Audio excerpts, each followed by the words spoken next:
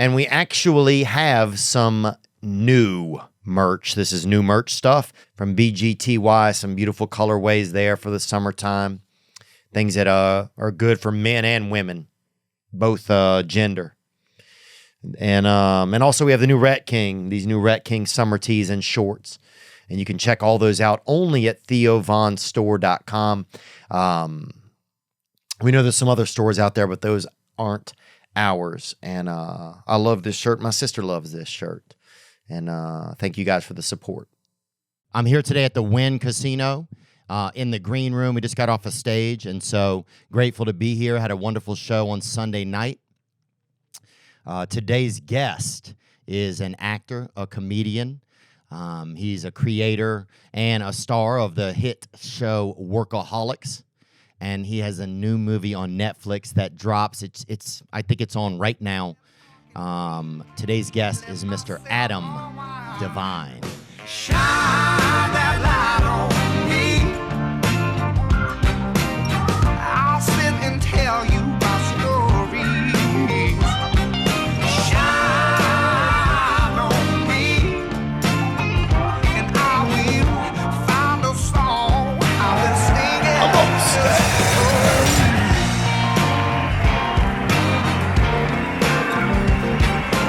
Gross much? You're in Nashville and here, huh? That's what friends are for. Ooh. God. Friends. Sparkling. Brought to you by Celsius. I'll have some. Crack one open. Yeah. Zip, zip. Dude, remember they used to have the that commercial about the mustard in the car or whatever?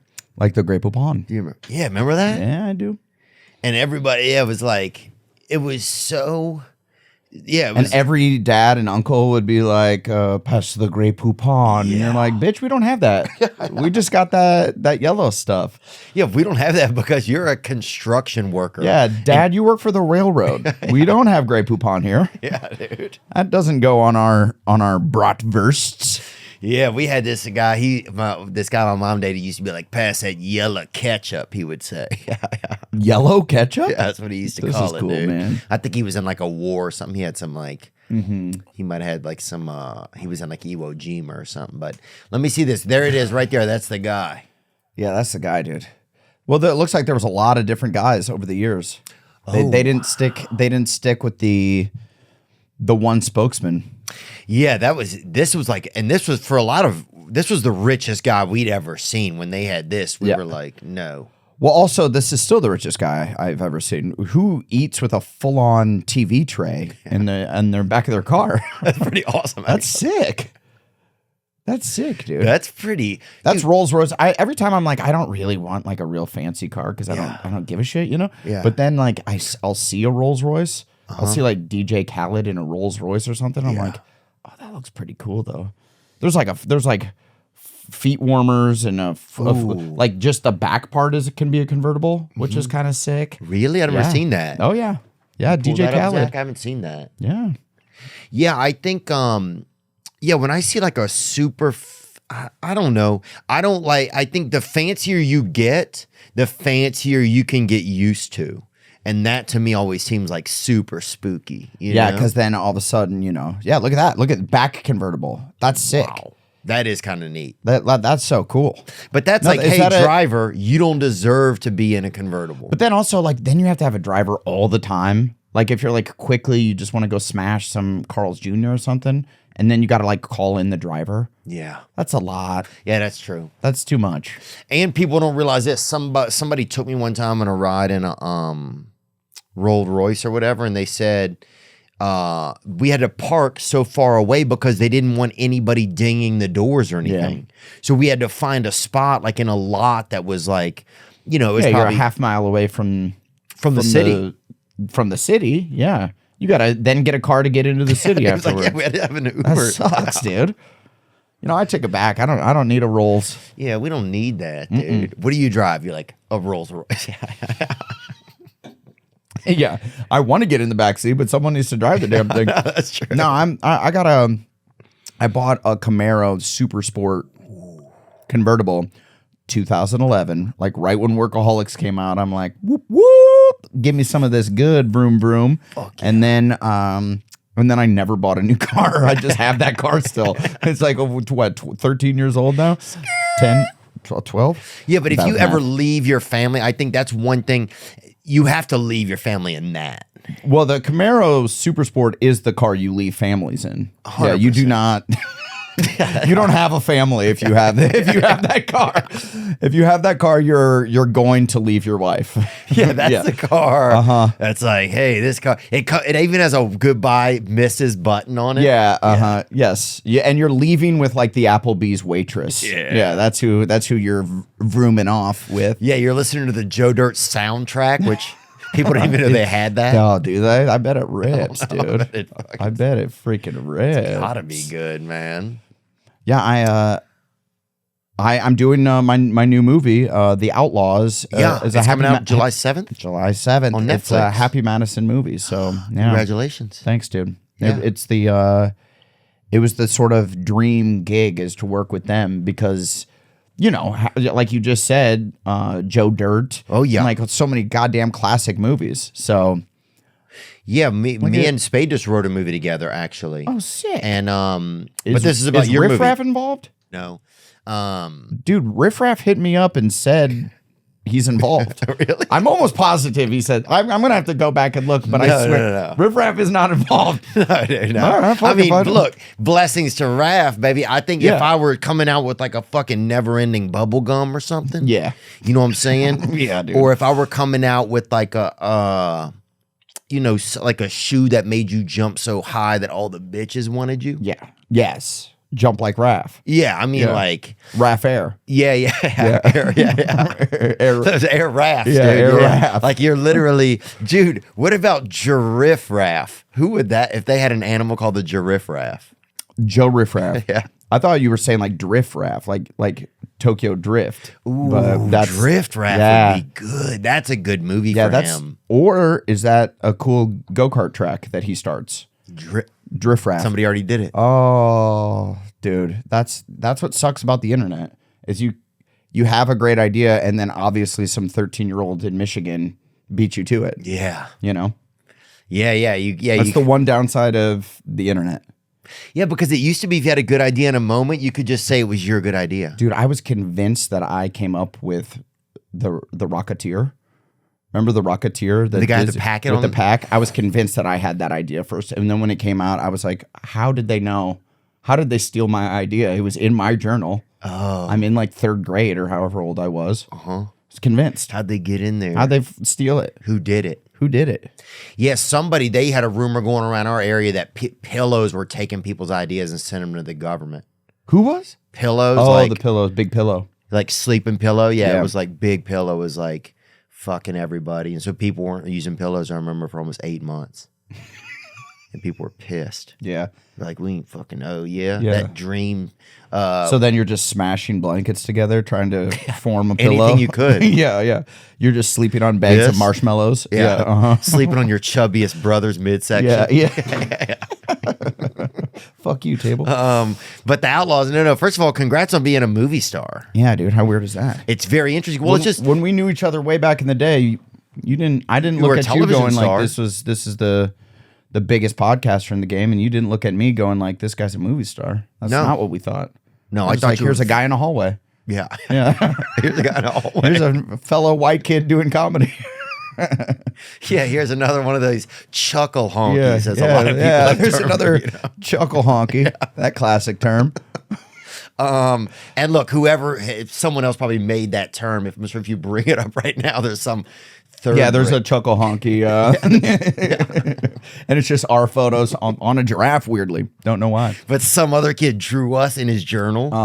Some 3rd grader in Minnesota put us in his journal, and it's actually our pictures. Like, how did he even do that? Yeah, and he wrote podcaster underneath your photo, actor underneath mine. And the year was 2012, and look at us now. Wow. But no, congratulations. Well, it's interesting because you start off just as a comedian. Yep. Is that? I mean, that's. Yeah, essentially. I mean, we knew each other since like being in the hallways of the Improv, like and back in the day. But was your goal always to be an actor? I don't know if you and I talked about this or not. I know you've had Workaholics. I know you've had a string of movies. I know all of this, but I'm just wondering where your original idea was, because it's interesting when a comedian they get into movies and they become a movie star. Yeah. Not a lot of people have that path, so it's just different. You're a rare person we can talk to about it. I think it was kind of always the dream. The Okay, dream it was was. like the dream was basically like Sandler's path. Like seeing like what he was able to do stand up. I wanted to do SNL, that just never came to be. And then do movies. Essentially I started when I was a kid. I watched a lot of like Evening at the Improv. Remember that A&E show with like Bud Freeman? He'd wear his monocle and then they'd bring up the comics. And I never saw it. Oh, really? Oh, yeah. It was. Was it that? Oh, God, is that the guy with the? Bud Freeman's the Improv owner, and he died. He just died. Yeah, not too long ago. But he. So I like loved stand up, and then you watch so much of it, and I'm sure you kind of did the same thing. It wasn't like, for me, it wasn't like the best comics. They didn't inspire me because I was like, I'm not that smart. Like, I can't figure that shit out. Oh, you mean like a Louis C.K. or a Stephen Wright or yeah, somebody or like a Chris Rock or someone. Oh, yeah, Chris Rock. Was, totally. where you're just like, oh God, these guys are geniuses. It was like the guys I saw on TV that like weren't that good, and I was like, well, I could be that good. Right. I know I could be that good. If that's what it takes to get on TV, I know I could be that successful. I can do that. And then even at the Improv had everybody, but Oh, wow. But it was I never watching saw some of these people, and they were like, oh, they're not that funny, dude. I can be that funny. Right. And then I got a job at the Improv, which I think is probably around when I met you. And that was in like 2004. Was Anthony Clark working there then too, or not? Do you remember that? Anthony Clark wasn't. Yeah, he was there all the time, But he wasn't working there then. No, Because I would see. Oh no, he never worked. He never there. worked there. He was just always. He was always there. at Was the he bar. there then? That's what I mean. Yeah, I thought he worked there. No, he was drinking at the bar so much that we should have paid him. Yeah, sorry, Anthony. I haven't seen Anthony Clark in years. And no one has. Wow, he was a television star. I mean, he was Yeah. on one of the biggest shows. Yeah, Yes Dear. I think Yes was his. Dear. And then his other show is Boston Common. Oh yeah. Remember that? Deep cut references. I have to get, dude. I would love to sit and talk with Anthony Clark. I bet Yeah. he would be really interesting. Oh yeah.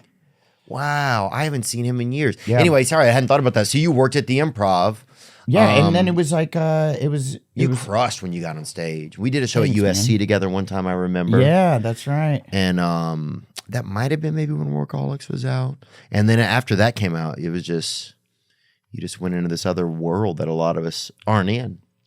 Yeah, well, we got so fucking lucky. You know, it was like, that's what it is. It's like you just sort of prepare and try to put yourself in the right place at the right time, and then you get your shot, and hopefully you're able to hit it, you know? Yeah. And we got so lucky. It was funny, like when Workaholics came out, because like I was kind of the kid at the Improv where I was like working the door and shit, and then I'd come on stage and like there wasn't a ton of respect. Where it's like, yeah, we know he worked here, Right. And like, yeah, sometimes that guy would even be up there, he'd be mid-order, he'd be taking his fries, they'd call his name. Yeah, I remember watching one guy do a set one time with fries in his hand.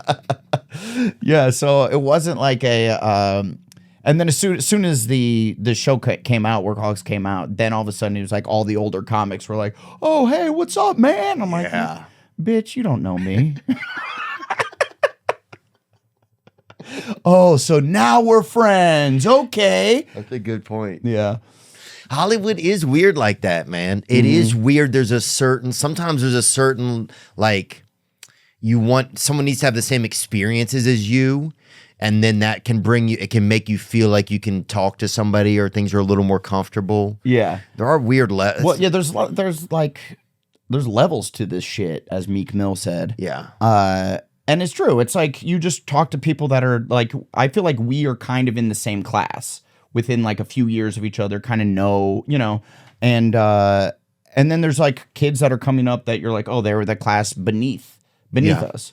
And it's not that they're worse or better. It's just that they came up at a different time. Oh, yeah. I feel like it's like whoever you were like doing open mics with, or like doing the like first group of like bringer shows with. Yeah. That's who you're like, hey.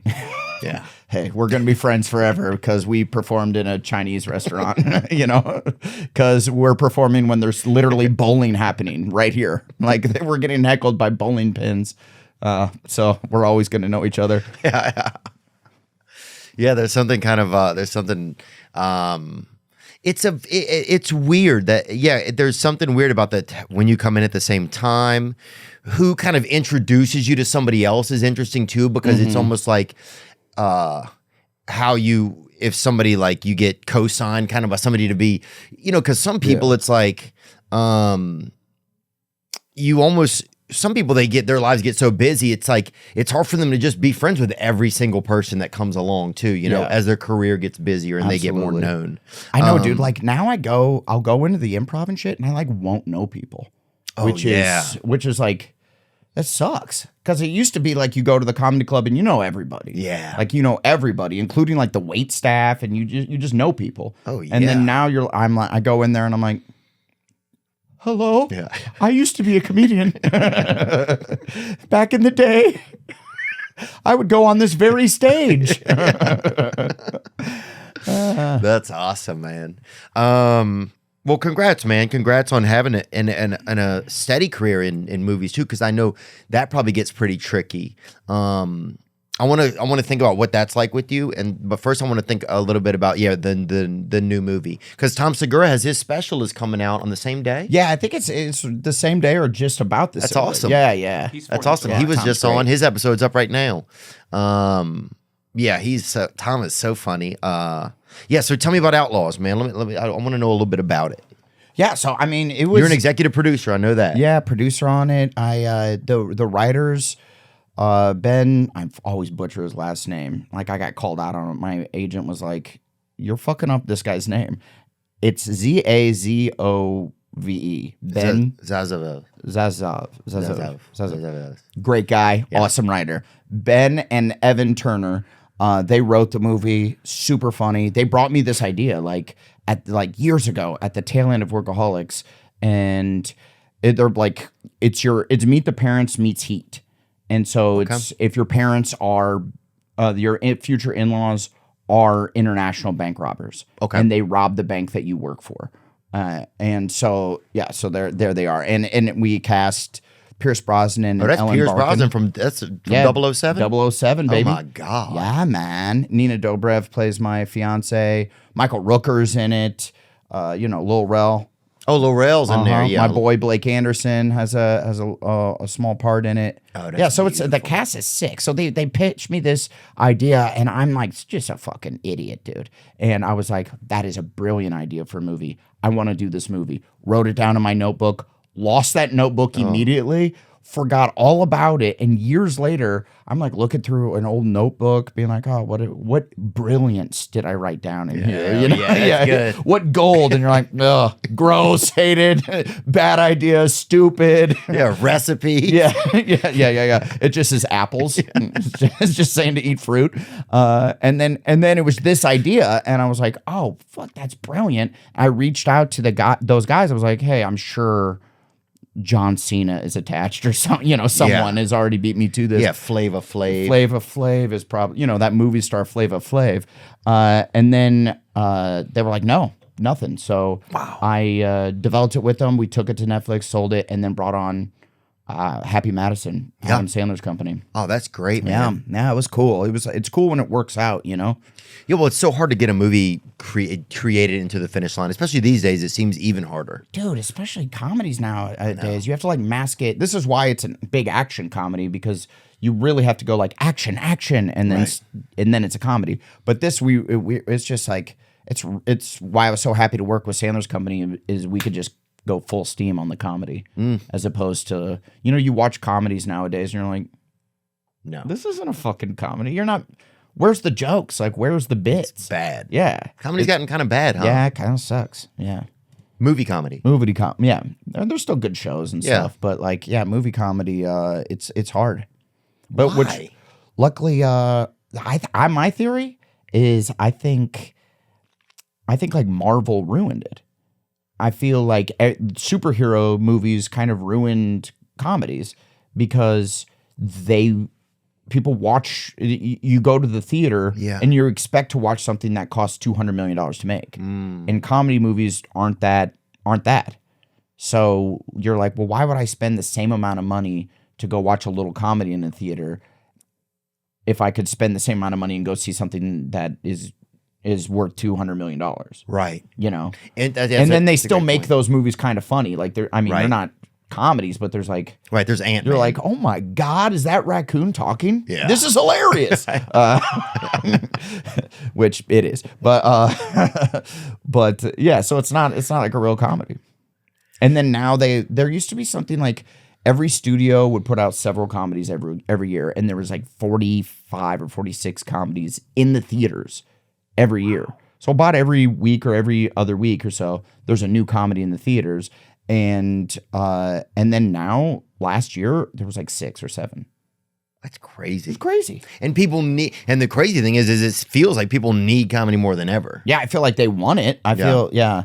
So that's what this movie was. It was like, there's no like hidden message. I feel like nowadays, people like you get to the end of what you think is a comedy, Right. and you're like, is that about global warming? Yeah. Yeah, you're like, is there like some deep hidden message that I'm supposed to recycle more, or Yeah. like, Yeah. there has to be something else, Right. with Oh, it. the moon is trans? Is that what? Yeah. Is that the surprise ending? Yeah, you're like, okay, well, I guess we do have to think about that, don't we? Yeah. I agree. There's a lot of, there was a great movie. And that's what your David Spade and your movie is about? It is, yeah. Trans Moon?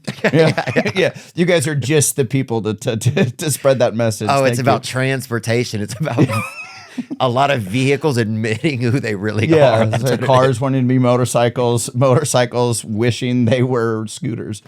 Yeah, it's where things are, man. Oh, dude, there's a riveting scene where a short bus admits that he's a skateboard, Yeah.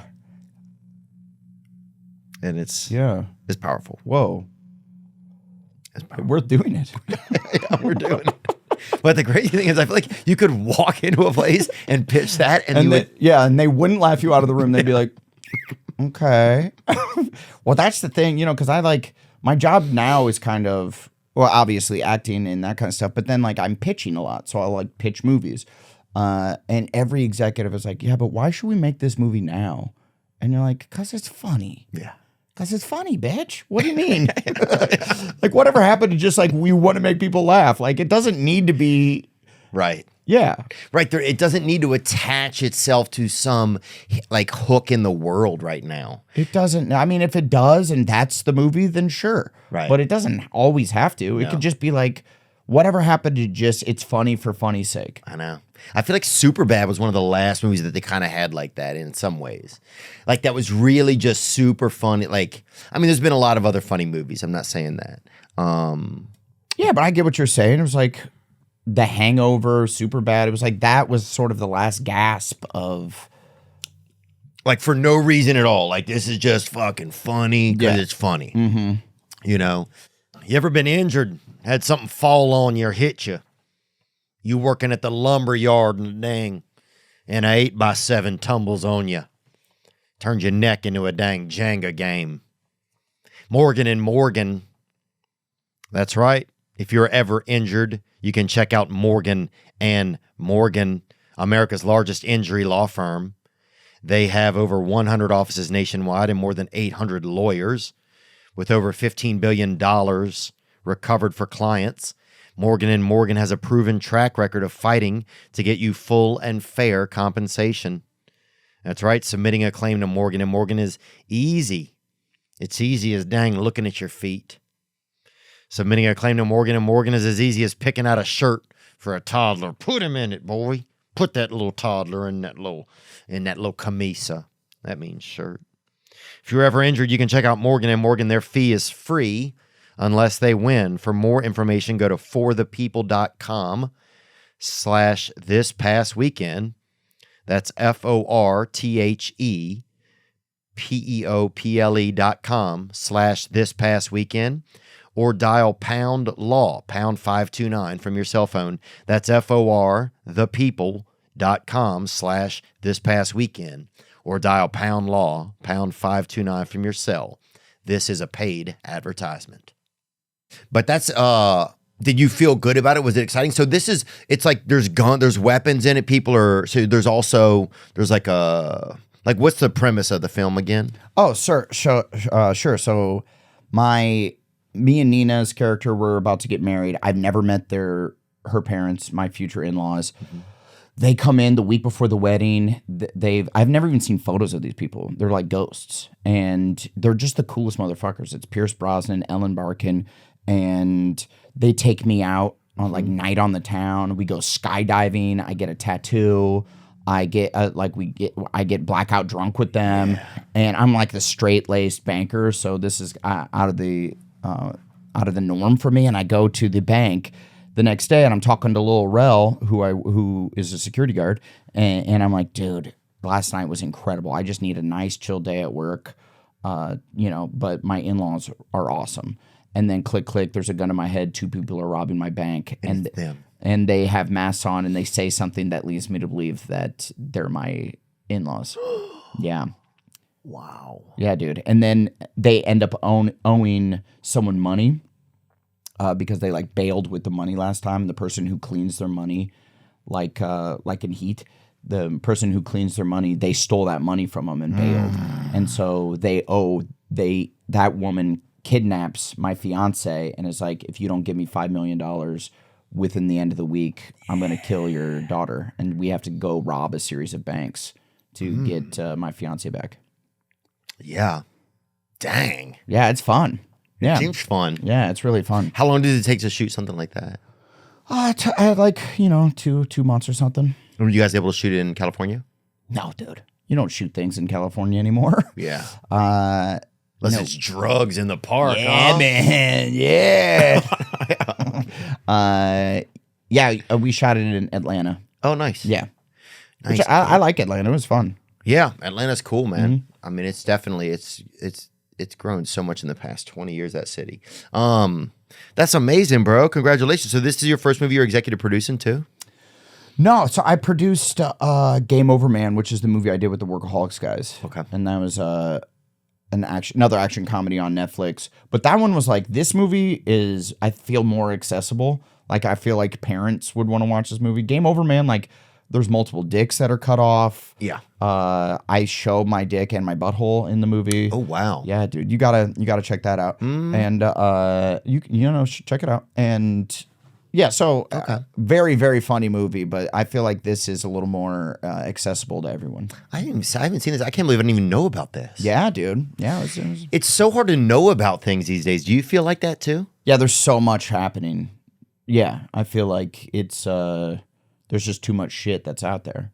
And we used to, and also our phones are a device that we go to now for entertainment. There used to be one device, really. Yeah. It was your television, and then it became your television and your computer. And that's when streaming really was at an insane level, Mm-hmm. And then now it's your television, your computer, and your phone, So I feel like it's... Yeah, and it's also like the algorithm just kind of pushes things your way. And if, for whatever reason... Yeah. It didn't push it your way, then you have no clue. Oh, dude, I walked into the last Blockbuster probably 1 year ago, and I walked in there, dude, and it was like, it was unbelievable. And this is what was the most fascinating to me about it. First of all, somebody that worked in there was like, where was this? They would look over their glass at you like you were being an asshole, which is like how they always, one person always used to do that, and one dude would be cool, like trying to sell you weed or something, Yeah. This is in Bend, Oregon. It's the last one. Oh, wow. So there it is right there, boy. And that's because they don't get internet up there, or they're just really... I think just this lady doesn't want it to shut down, whoever this is in the picture, maybe. Yeah, that's probably her. But it's crazy. I mean, you go in and you walk through the aisles, and the interesting part is how many options there are. You don't realize how many, because when we look on a screen, there's like the 10 or 12 options. And even if you look around, you can barely find, but in the store, I mean, suddenly I'm like, oh, what about this movie? I hadn't thought about this movie. Or I pick it up and I'm like, oh, this one will really be great. And I realized how much of our ability to choose for ourselves without even realizing it disappeared when it went to streaming platforms. Yeah, it used to be fun, and you used to go just in like the weird artwork. You'd be like, oh, let's give this one a try. Yeah. Like that person showing like half of a nipple. Like some I have lady to just, watch. gotta see the other half of You got to see the other half of the nipple. Or do you think they're going to show the bottom half of this nipple in the movie? God, come on, dude. I got to rent this. And then the crazy part was if it was a nipple movie, I'd always get raisinets, dude. That's crazy. Dude. Because you want to have them sticky fingers. Well, I just want to have, it's almost that fourth dimension of a nipple. They're almost like little nipples in the box. That's true. Dude, that'd be great for porn movies if they had a box of like little. Like you know how they have those like 4D seats in theaters now? Yeah. Like a 4D porn chair that you all this you're just getting hose sprayed. Weird smells like, oh God. Oh Jesus. Too close. Yeah, like, and then it like bumps you from behind if there's like a doggy style scene or something. You're like, whoa, who's that? Wait, so you're getting fucked in yeah, all right. I mean, Hey. it depends on what It depends on what you're watching. Yeah, it makes sense. I think there's different types of chairs. For sure, yeah. You might have to invest in the right chair for you, you know? That's what we're saying. Invest in the guys. right porn chair for you. Yeah, that's all that matters.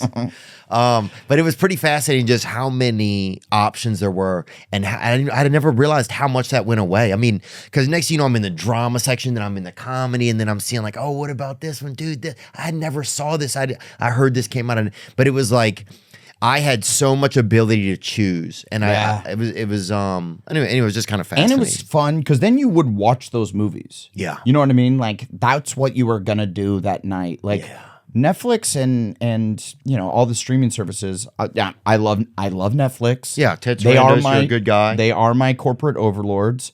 But we're talking about how the business has changed, and that's okay. They're worried about it too. Yeah, you know? but like you could just turn off a movie. You could watch 15 minutes of something and go, fuck, I don't want to do this now. But like when you had the movie and that was what you were doing, you would watch a bad movie and watch the entire thing because you spent the $8 or whatever it was to rent the damn movie. So you're like, well, we have to watch this piece of shit. We're fucking they're not this. even showing the other half of the nipple. So I don't know why we got to wait to the very end for the other half nipple to flop out. Oh, dude. Dang. There was something about that, huh? Mm-hmm. And also, I feel Big Candy's probably pretty bummed because you're no longer you're not going to the store because you're going to go home and watch Netflix and getting all the Jujubes and Mike and Ike's and all the candies. Hot tamales. What are other candies? Lemon heads. Oh, lemon heads. Oh, the ones that had the little bitty white crystals, the little white circles That's crystal on them. meth. That's crystal meth. Snow caps. Snow caps. Okay. Which is also a street term for crystal meth. So that's no fucking. Bro, anybody that I knew immediately if somebody got junior mints, dude, that they were probably into some sick stuff with children. That's what I thought. If I saw anybody. That's my favorite candy. Oh, It is. It is. Are you serious? I love Junior Mints. Dude. Well, dude, okay, hang on. It's not about. I'm not fucking kids. I don't want you. Yeah, you set You're me right, up. man, my bad. I walked into it though. I shouldn't have admitted it. But That's dude, true, you put okay. you get the popcorn. You put the Junior Mints in there. It's a sweet treat with the salty popcorn. They're not sweet. They have fucking mint in them, dude. That's a surprise. Who hides fucking mint? Bro, mint is like spearmint. Who hides it under a little layer of chocolate? And it's all gooey. Yeah. Now, the gooey part is kind of, the texture I don't mind. Yeah. But it's just some of the others. I just don't like mint. I don't want mint to be there when I'm trying to have something sweet. Dang, dude, I'm sorry. It's okay. Shit. But it makes me mad. I can tell, dude. You're flexing on me. It makes me angry. Yeah, I dude. can tell. It makes my fucking teeth want to climb through my gums. Oh, shit. Fuck. Hey, Imagine my they bad, dude. Hey, lemon heads are my favorite. All right. Okay. All right. Lemon heads were a little crazy too. Yeah. Remember how powerful some candies were when you were a kid? Whoo, boy. Yeah, I used to. Hot tamales were pretty powerful when you were young. Dude, when I was in high school, someone got me as a gift a 10-pound bucket of Mike and Ike's. I love Mike and Ike's. I ate the whole 10-pound bucket in a weekend. Wow. And when I took a shit, it came out at 9. Not even joking, dude. It was translucent. Oh. I shit out like just a giant Mike and Ike. That's unbelievable. That's beautiful. Yeah, dude. God. So now we know what clip is going to be used to promote this podcast. My shit was translucent. And I even saying that right? Translucent? It just means clear, right? Yeah. Yeah. Okay. All right. Yeah, they should just say clear. Clear. Yeah, I was trying to be Well, smart. you're fine. I don't know why they made that word for it. Yeah, translucent. Allowing light but not detailed shapes to pass through. Yeah, that is exactly what I meant. I used it perfectly. The guy Fuck did yes. well. Really good. The guy, I can't. Do they have see-through Dookie or not? I never even seen that. Yeah, well, have 10 pounds of Micanites and then have 10 pounds. Yeah, of every Micanites. now and then somebody's got to test the science out there. And I was willing to be that kid. Yeah, dude. There was some. You know what? There was just that was where you would see new candy at. Now candy got to. There was only a few kinds of candy back in the day. There was like 20 kinds or something. Yeah. I remember like Payday was like something my mom would get. It was like the parents' candy. Nah, you don't fuck with Payday. No, never. But like even some, like a $1,000 or whatever that one was always seemed like an old person's candy. Yeah, but now I bet Payday.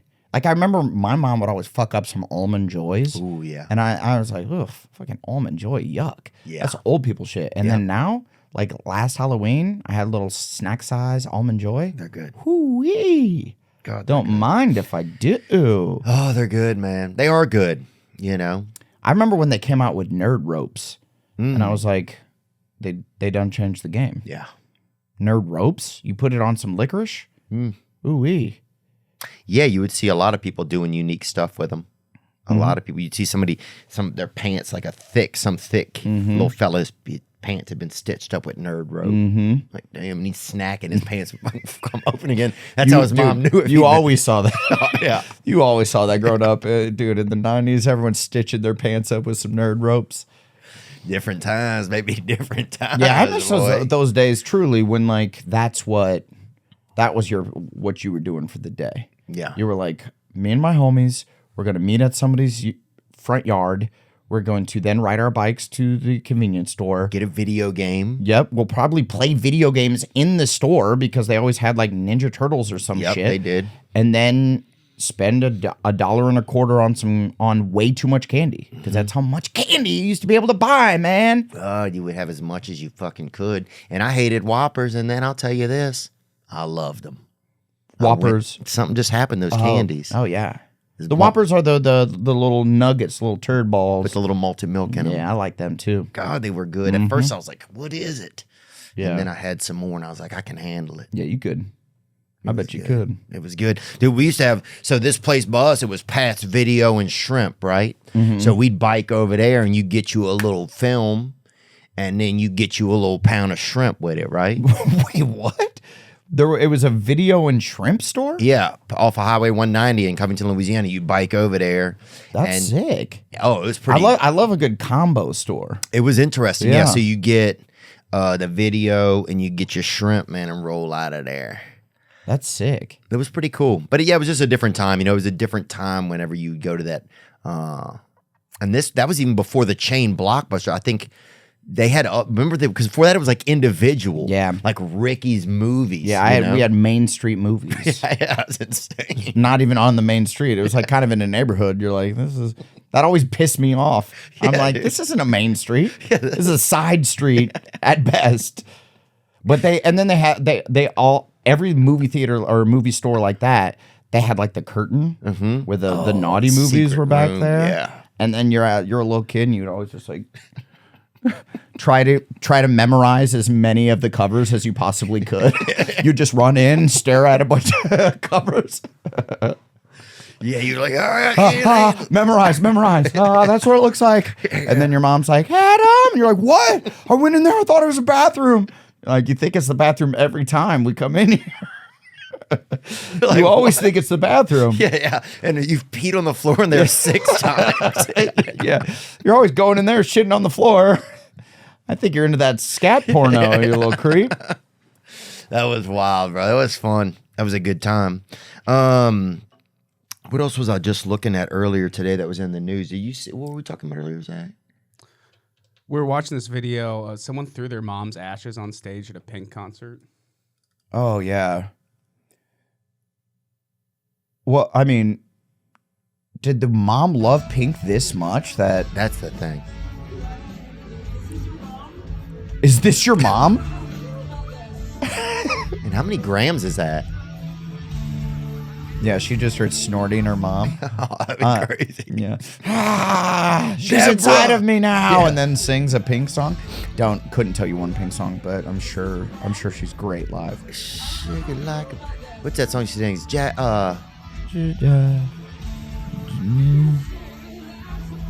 Life support, was a little rich. I don't know. Yeah. No, But that'd be something. Yeah, that's about the biggest thing you can do is probably throw somebody's burnt mom on a stage. Well, you hope that the mom was like a diehard Pink fan, or else like you're just carrying around your mom all over to try to like meet your heroes. Yeah. You're using your mom after the fact. Like if I die and like my future, like if I have a kid and then my kid like uses it to like go to a JoJo Siwa concert or some shit, I'd be a little salty, you know? Like I'm up in heaven, I'm like, I don't give a shit about like JoJo Siwa. Why are you using me to get close to JoJo Siwa? Yeah, they're like, can I get in? This is my dad. You know who my dad is? And they just flash a little bag of you. Yeah. throw me in someone's face. No offense to JoJo Siwa, I'm sure she's watching. Oh, I'm sure she's doing great. One of Yeah. my friends used to live next door to her, actually. Really? Mm-hmm. And doesn't she live in like a cotton candy castle or something? I think she does. Yeah. I think she lives like on one of those, on the like northwest corner of the Candyland board. Yeah, absolutely. She's a Omaha. She's an Omaha girl. And so are you. I'm an Omaha boy, yeah. Did you grow up around the World Series at all? Oh, yeah. Did you go to it ever? Yeah, oh, yeah, as a kid. And then what we would do is we would go out and like people are so drunk there that they will just give alcohol to children. Yeah. So you would just stand by the beer tent and be like, "Come on, man!" And you're like 13, and they're like, "Ah, fuck, here you go. yeah. I don't care if I go to prison." This boy in a full-on body cast is asking for beer. He needs one. This boy petting this dead bird with a neck brace needs a beer. Totally, Dude, that's great. Yeah. Yeah, there's something about like there was some empowering thing probably for an adult giving liquor to a kid, huh? Yeah, I feel like I haven't done that enough as I've been an adult. It's probably fun to see a kid get fucked up. Is that an insane thing to say or not? No, dude, it's for sure fun. It's kind of like as long as they're in like a safe environment. Yeah, as long as it's a safe. Even if it's not that safe, you know, you're like, you got to learn how to handle yourself, young man. Yeah. But it is a little bit like when you see a kid who did not drink and then they go off to college. I remember like our valedictorian, or like she was, maybe she wasn't, but she was a very smart girl, was never at any of the dumb kid parties that I was at. I saw her in college. This girl was like cross-eyed, blackout, like looking at me with like one fucking cyborg eye, the other eye's like asleep. I'm like, this girl is in trouble, dude. Yeah. This girl, Percocet tatted on her arm. yeah, exactly. Yeah, you know who I'm talking about. I was like, she didn't practice enough. Yeah. You got to practice a little bit. So then when you get to the big leagues, you know how to handle your scandal a little bit. Don't practice too much. Yeah. You're going to get in trouble. Oh, dude, my friends would pick me up, and I was a lightweight. Sometimes when it came to weed early on, you know, they'd pick me up. And one of my buddies, he drove a church van or something, or he commandeered one or whatever. I don't know how he got it, but he'd show up in this church van, dude. He stole a church van, yeah. I mean, it was different. Look, I mean, yeah. the church let him use it late at night. Okay. Yeah, for crimes. Yeah. So, but there was the different rows in the church van, and whatever row you in, it got more detrimental to your health. Like the further to the back you got, like the back was like people were, you know, There's just like a small fire back there. Everybody's just cracked out, staying warm. Yeah, and one of the people staying warm is like an abortion that like made it. You know? It's like 4-day old. You know, Yeah, there's a failed abortion clinic in the very back where they can't quite figure it out. They keep having babies, but the front seat, they're just drinking like hard seltzer. The front seat is just like, it's like people looking at a map, like looking at directions. Yeah, right? just trying to figure out how to get back to the church. Yeah. Second seat is a hard seltzer. Yeah. Third seat is remedial reading. That was always remedial reading. Yeah. So it was like, tutors. Because if you can't read remedially, then you also then you probably can't handle hard seltzer. You know what I mean? Or no, that's probably the exact opposite. Yeah. So if you can't read, you can drink hard seltzer as water all day long. That's all you want to do. And it got weird, yeah. The further towards the back, it got weirder. But yeah, they would come and they would test. A lot of times they would give me the weed to test it out, because I was kind of like, I would fall asleep a lot of times. Like we'd go out, I would literally fall asleep because the weed was real strong. And then they'd wake me up when it was literally time to go home. Like I'd miss the whole night, Oh, I had a real sleeping disorder maybe for like 6 or 7 years kind of. And so anyway, but yeah, I remember just being in my buddy's dad's van, and we would sleep in there and just get really, really high. And one of the kids' dads had some sunglasses. He sold sunglasses for a living or whatever. Yeah, hell of a living. Oh yeah, and with the sun, there's unlimited. Was he like an Oakley rep, or these were like knockoffs? No, he was like a rep. Oh, sick. So we had all the different types, So that's a cool guy to know. It was pretty. Yeah, he was pretty cool. He was cool actually. I didn't know him real well. We would sometimes do drugs at his house when he wasn't there. Yeah. So that's pretty cool. It was cool. We didn't get to know him though. Yeah. But yeah. Well, that's a cool dad. He's Like, cool dad, yeah. Not home, wrap around sunglasses at night. Kids are doing drugs in the basement. Some dad like driving cross country to sell Oakleys to like gas stations and stuff. Yeah. While you're doing drugs at his house is a good guy. Well, you think he's a cool dad. Yeah, he's a total degenerate to other adults, but to the kids, he's like pretty cool guy. We're like, Todd, your dad's awesome, man. He's like, I haven't seen my dad in 2 months. Todd Sr. is for sure. For sure, awesome. But we would just get wasted and just urinate all over his glasses supply, right? Like at night. So then, like 2 days later, whatever, he rolls up to some place with a bunch of just soaking wet boxes. And he's like, they're selling like hotcakes. I don't know. Something about the stink of these glasses are flying off the shelves. Man, I feel bad about some of that shit. Yeah, we used to, there's this girl in high school that it wasn't me, but my friends would call her Skeletor, and she was very mean to us. But for some reason, we'd still go to her parties, and then my friends would like piss in her parents' closets and shit. Yeah, that's a mean thing to do. In hindsight, you're like wildly mean. Why are we doing that? This girl invited us to a party. Yeah, we're calling her Skeletor and pissing in closets. That's kids, dude. That's mean as shit. It's super mean. Yeah, people just did that kind of stuff. We had some kids bus these 2 gals, and one of them, she had, I guess, kind of like wide, kind of big nostrils like me, and this other one, she had like a lot of gums in her smile, and they used to call them, if you take nostril. And one of them they called Mr. Ed because she had longer gums. And Mr. Ed, if you said them backwards, it was Lurtzen and Derm. If you said them backwards. Sure. So everybody always be like, oh, look, it's Lurtzen and Derm all the time. It's just so dumb. But it was like, people would just say it so many times. Yeah. And then like those girls definitely couldn't put that together. Never. So they're like, why are you calling us that? Yeah. That's not my name. Yeah, it was just life, man. Yeah. God, it was fun, dude. Yeah, I remember we did a bunch of LSD and this lady got caged up, or not lady, but like someone that was the same age as us got caged up in this room. Not even caged up. Caged up. People said, hey, you're caged up in here. And then they were on so much acid, they just believed they were. Sure. Yeah. I'm like, you went to parties and people were in cages? Do we have to call someone? No, meanwhile, you could get out whenever you want. It's just an unlocked door. You're in a backyard. It's not even a room. You're like, there's no way you can escape. Looking back at the shit that we used to do, like, the movie Ma? Did you ever see that movie? Yeah, I did. You know who was in that movie? Johnny Paolo, who used to work with us. Oh, wow. So my buddy, Scotty Landis, wrote the movie. Oh, wow. And it's based on... I told him a story about my childhood, and he's like, oh, dude, I have a very similar story. And he was like, I bet a lot of people do. And then he wrote that movie, which essentially was this woman who used to buy us beer and shit. Yep. We'd go over to her apartment. She made us call her mom. No. Yeah, she'd be like, just call me mom. And you're like, huh? But you're like, she's buying you beer. So you're like, hey, mom. Yeah. Can I get a 18-pack of Busch Light?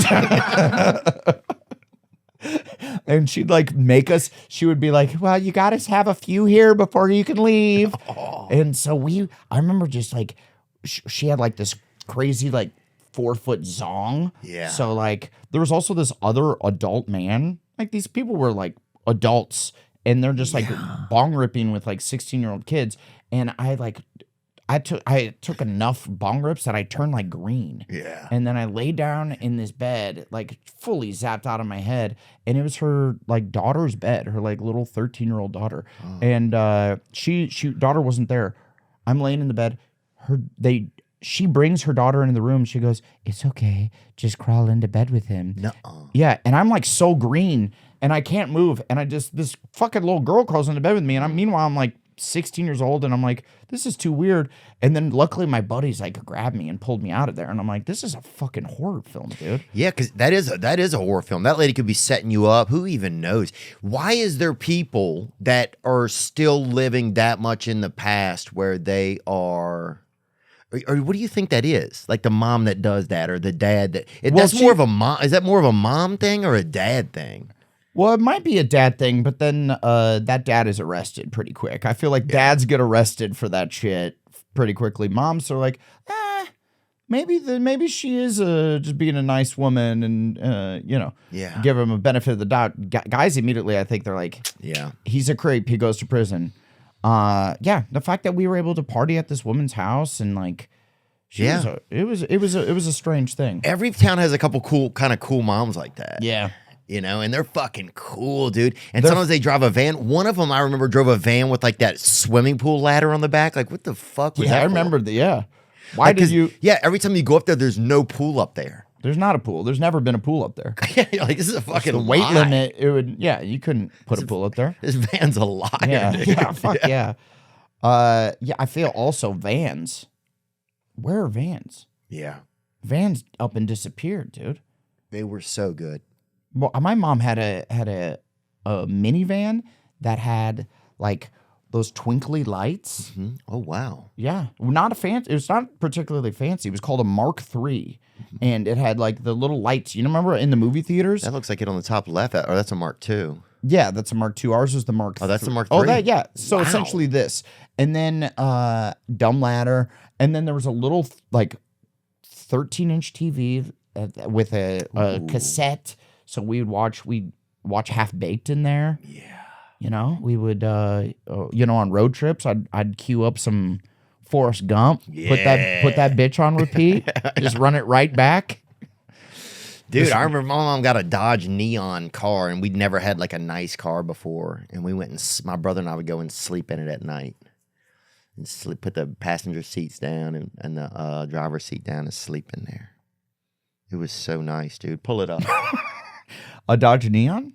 Yeah, you know what I'm talking about? Well, yeah, but that's not a van. It's just a car. Oh, it was a van to us, man. It was fucking yeah. beautiful. It was so spacious. Because before that, she'd had a Ford Festiva. Oh yeah, my You ever seen those? yes, my mom had a Buick. That right there, the silver one. My mom had that, and she used to beat us. And I literally, that car ran by abuse. Yeah, that's what it was powered Like by. my mom could play us like the drums. Like she would sit in the fucking driver's seat and literally like dun, dun, dun, dun, dun, And the dun, roof would like start to droop on you. Yeah. Like the roof. That's what my mom's car, like it would like the roof no longer, the feltsness. Oh, yeah. It no longer stuck to the ceiling and it would just start to droop down and you'd be in the back seat with like a roof like hanging. Like it's some swoopy bangs, but it's just the roof to the car. Yeah, you'd be like, I hate you, Mom. Yeah. God, get a car that I can see out of. Dude, and that droop roof, because a lot of those vehicles had Bell's palsy, I think. Yeah. That's kind of sad, a lot of those vehicles. It was a different time. All right, we've reached that part of the show that nobody ever skips. And this time it's sponsored by Lucy Nicotine. That's right, Lucy's tobacco-free gum, pouches, and breakers are intelligent nicotine options for upstanding, responsible adults like yourself.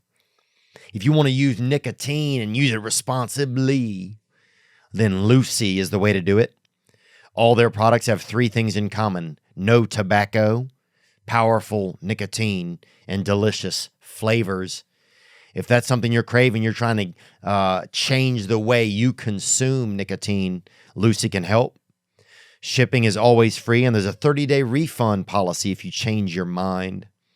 They sent me a bunch of products, Lucy did, and I'm looking forward to checking some of them out. I know they have wonderful flavors like mint and mango, and people love both of those types.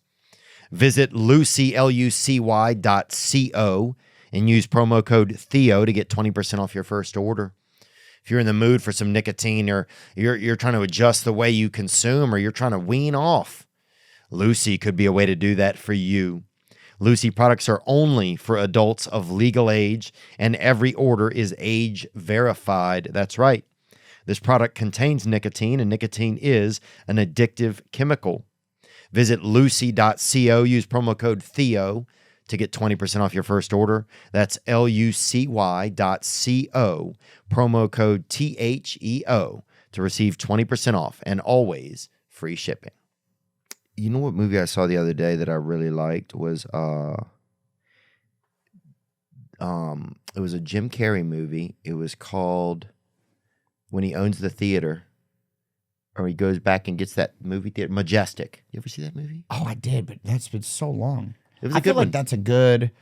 I'd go back and like just do a deep dive on all Jim Carrey movies because he's the legend. I won my 5th grade talent show doing Jim Carrey impressions. No way. Yeah, dude. Can you still do any, you think, or no? I mean, no, they weren't even good back then. It was just like somebody, it's just me doing Mask. Yeah. It was good. Did you ever go to? Because you grew up in Omaha? Yeah, I grew up in Waterloo, Iowa till I was 10, and then we moved to Omaha, and then till high school, and then after I graduated, I moved to LA. Did you ever go to the Field of Dreams? In Iowa, yeah. You Oh, did? yeah. Mm-hmm. Cool, isn't it? It's way cool, yeah. It's in like the middle of nowhere. Yeah. It's just like a baseball field. Yeah, Dyersville it is. I love the Midwest. My mom went to school over there in Iowa, but Where dude. at? She went to Colin College, I think. Oh, okay. There real. it is. Yeah, it's cool. It's cool. When you go see it, it's cool. Yeah, I like the Midwest. People give it such a bad rap, but it's just people are so nice. It's like beautiful. Like Iowa's a very pretty state. Oh, I love Like it, man. rolling hills and just green, beautiful fields. Cornfields. It's cool. Well, also like Those are Purina dog brand was from. There's a lot of famous old brands that are from there, like John Deere. Yep. What else? Russell Stover, I think. Where's that from? God, imagine knowing him. Russell?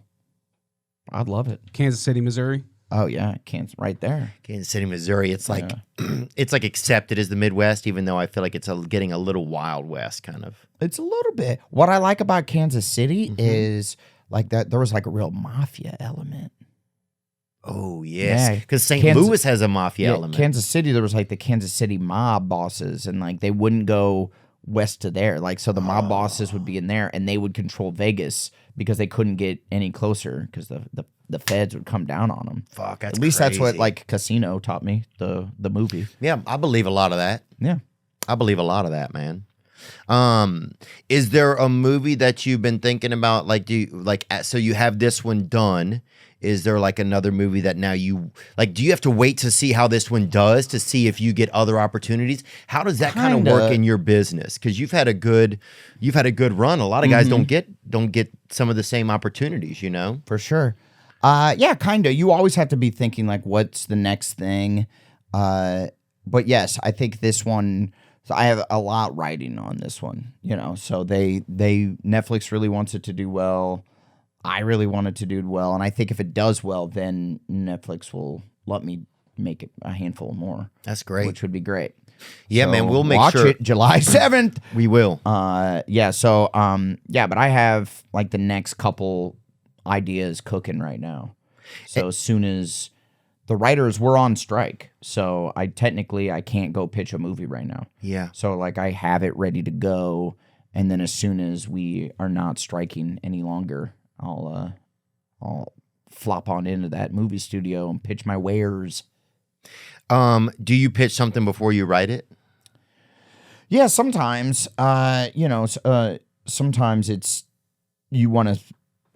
It depends. Every project's like different, but sometimes if the idea is like too weird that you feel like the executive wouldn't be able to get it, then we wouldn't. We would just write it and then go sell it. But if it's like a hooky idea like this, the Outlaws, like when you understand the movie when I pitch it to you, so you're like, oh, I get it. You could just pitch that idea and they'll buy that idea, and then you're kind of on the track already. Your show, The Gemstones, are you guys finished doing it, or you're just waiting to see if you can do it again? I think we'll probably do it again.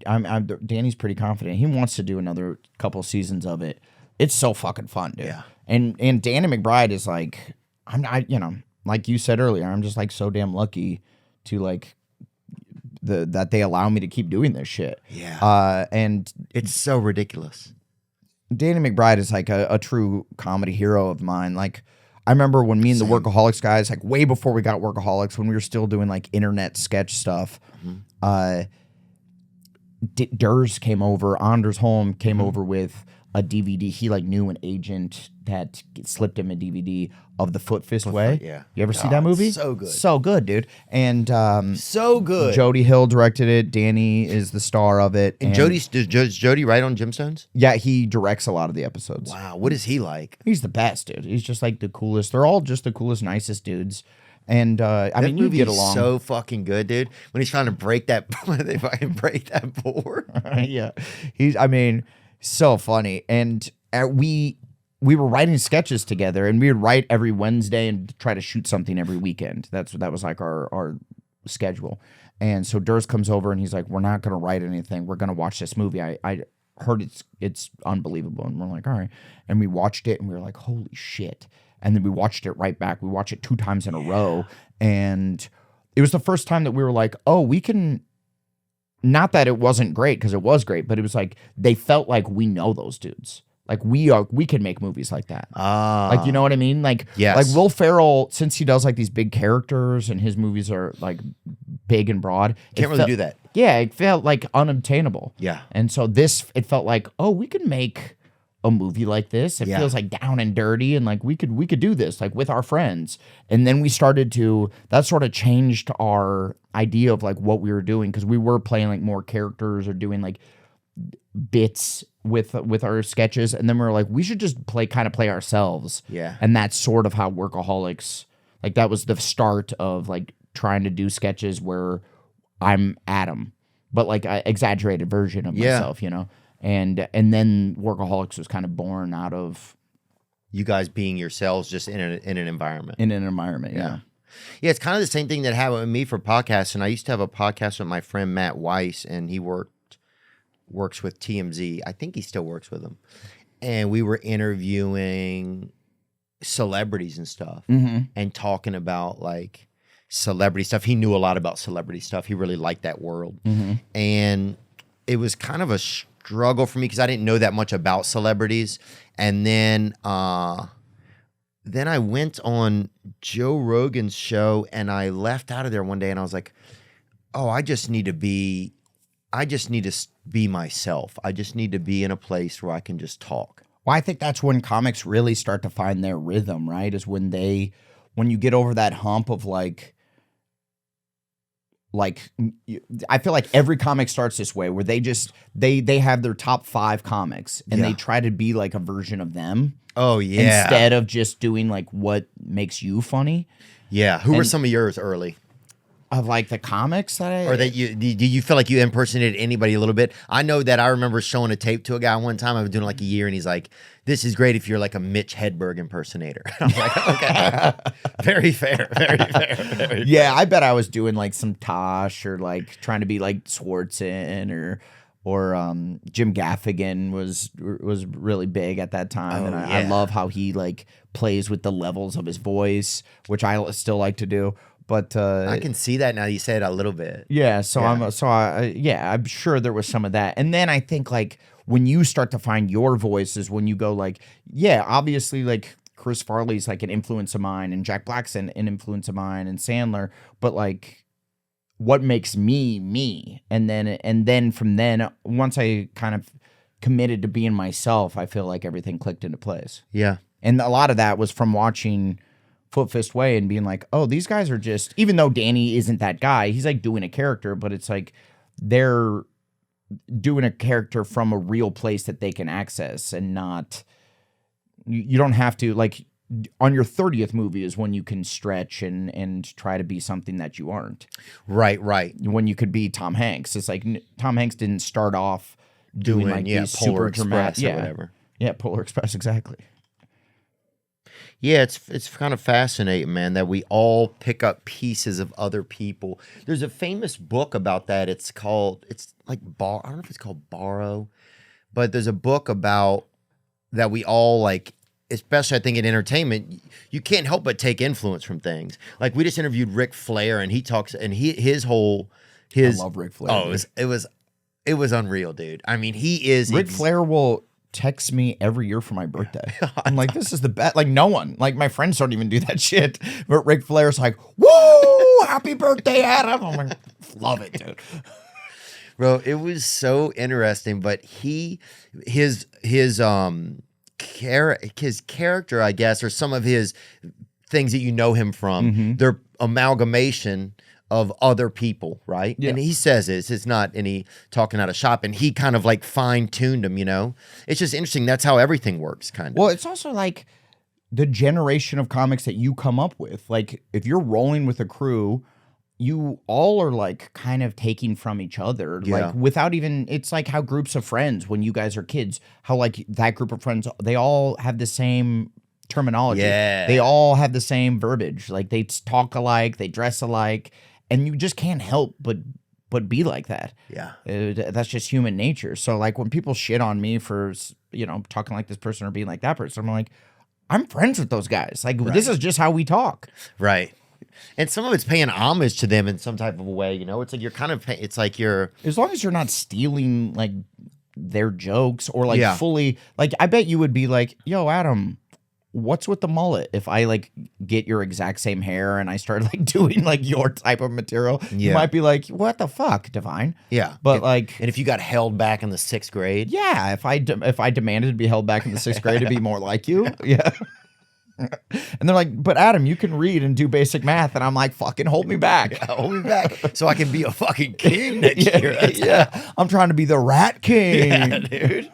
Bro, it's crazy that people just let their kids go through all the great, like hold your kid back 1 year and make him a fucking legend, Dude, bro. I remember Hold him back. the kid that I was like my bully. It's funny. I've said on multiple podcasts that he was my bully. And then my aunt one Thanksgiving comes up to me and goes, Adam, can I talk to you? And I'm like, yeah, what's up? And she goes, do you remember Brian? I'm not going to say his last name. And I'm like, yeah, dude, that kid was my bully in elementary school. And she goes, he says that you were his bully and that you really picked on him when you were a kid.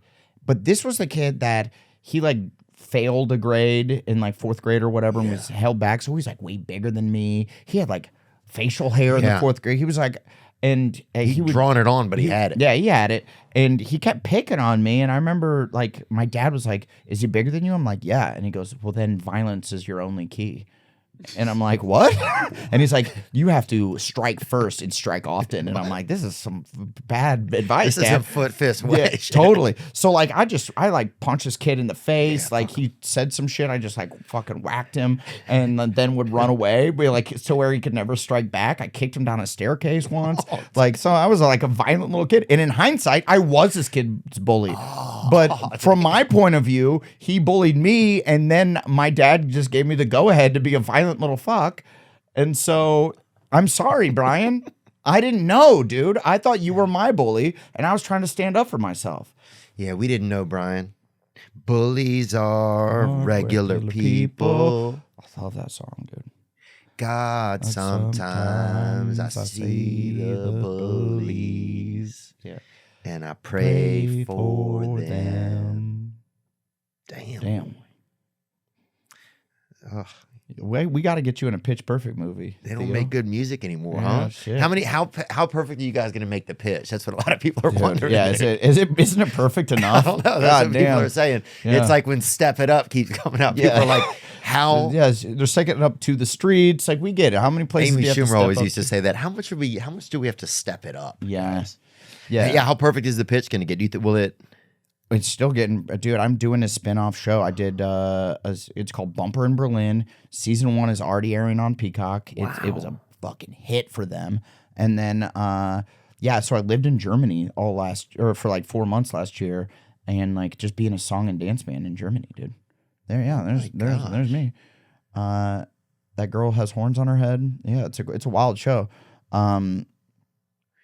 Interesting. Is Riff Raff in it? No, dude. That sucks. You're right. I should put Riff in it. Yeah, so yeah, the pitch is still staying perfect, dude.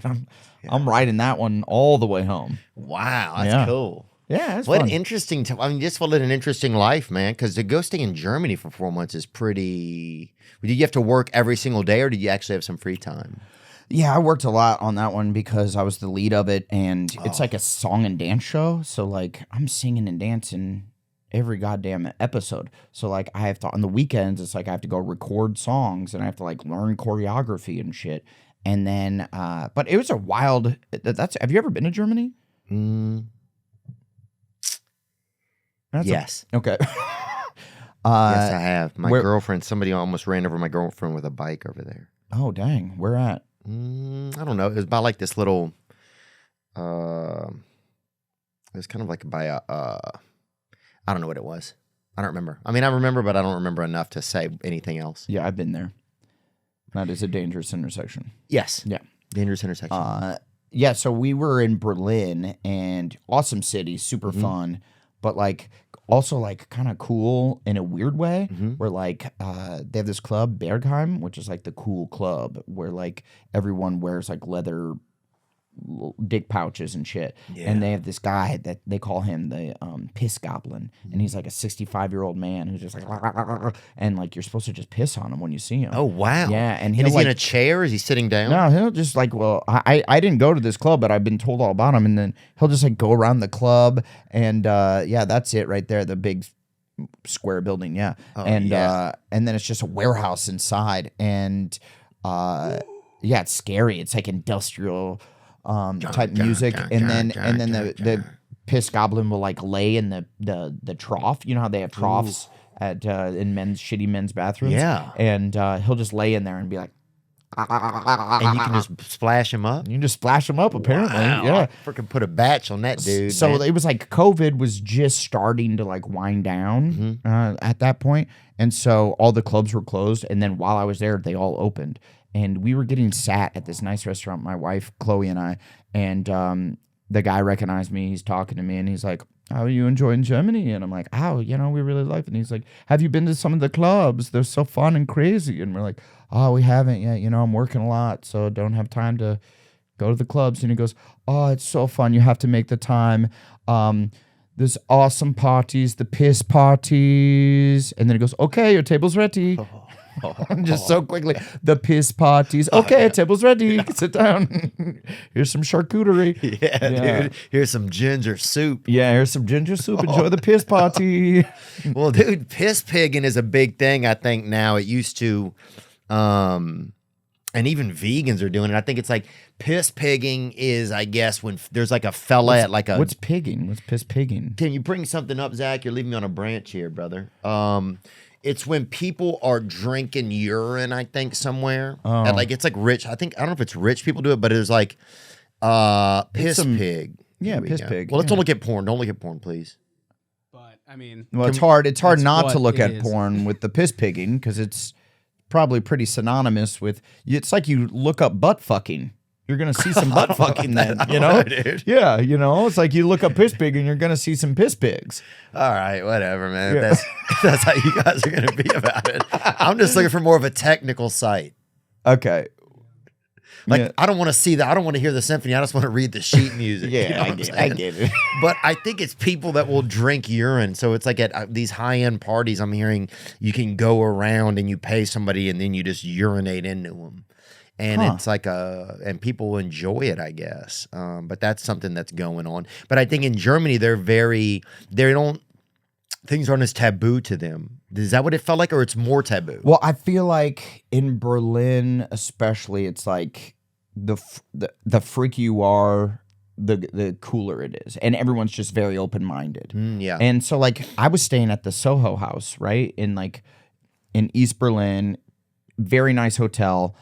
They have this awesome rooftop bar that we would eat dinner up there a lot of times. And we were having drinks late one night, and it wasn't even that late. It was like 11 o'clock. But people go, they have dinner at like 11, and then they go to the clubs at like midnight 1, and then they stay there all night long. And there's full-on dudes in like leather straps with like their nipples like pierced, and then a chain connecting, then a chain going down to I've seen that stuff. And he's just full-on sitting there eating a full rotisserie chicken.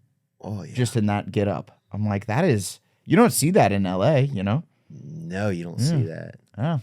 Yeah, you don't. Oh, here we go. There's a social media community of people bathing in their urine for the sake of health. So you bathe in your own urine. I feel like I'm going to say no to that. Yeah, I'm going to give that a no too. Highlights from the urine therapy. Whoa. Okay, so this lady. And this lady, or also this could be that guy, Bill, what's his name, that used to play for the Lakers? Lambier? Bill Walton? Bill Walton. Does he? She looks like him a little. Oh, yeah, that's Bill Walton now. I mean, I'm just saying, I don't know. Who knows, bro? Yeah, who knows? Yeah. And no shade to Bill or Luke. I don't know. This could be AI. Yeah, that's true. You can't trust anything anymore. But dude, if somebody rolled up on you with, first of all, also imagine, because that woman, it said 59 years old. She said she was. Imagine being, 59 this month. Imagine, because that could be your mom, you know? Yeah. Imagine your mom has like a little health kick, like moms sometimes do. My mom has them all, yeah. Yeah, where you're like, I got really into salads or whatever, and you're like, good for you. I like that for you. You know, try to live as long as you can. But then your mom like goes full on, like I guzzle my own piss. Oh. That'd be a bummer. She's like trying to give you hugs and like little cheek smooches, you know, as moms do. Yeah. But she has like a breath of her own piss. That would suck. Dude. That'd be a real bummer. That's that movie. Yeah, it's like the sequel to that movie Backdraft, kind of. But what about this brother right there soaking his feet in some urine and letting the dog lick him? Oh, yeah. Well, this man should be arrested. This guy has to go right to prison. And that woman too. Mom, you got to go to jail. Yeah, this is a bad idea. Yeah, wow. Like I feel anyone else's month-old urine tastes exactly like beer.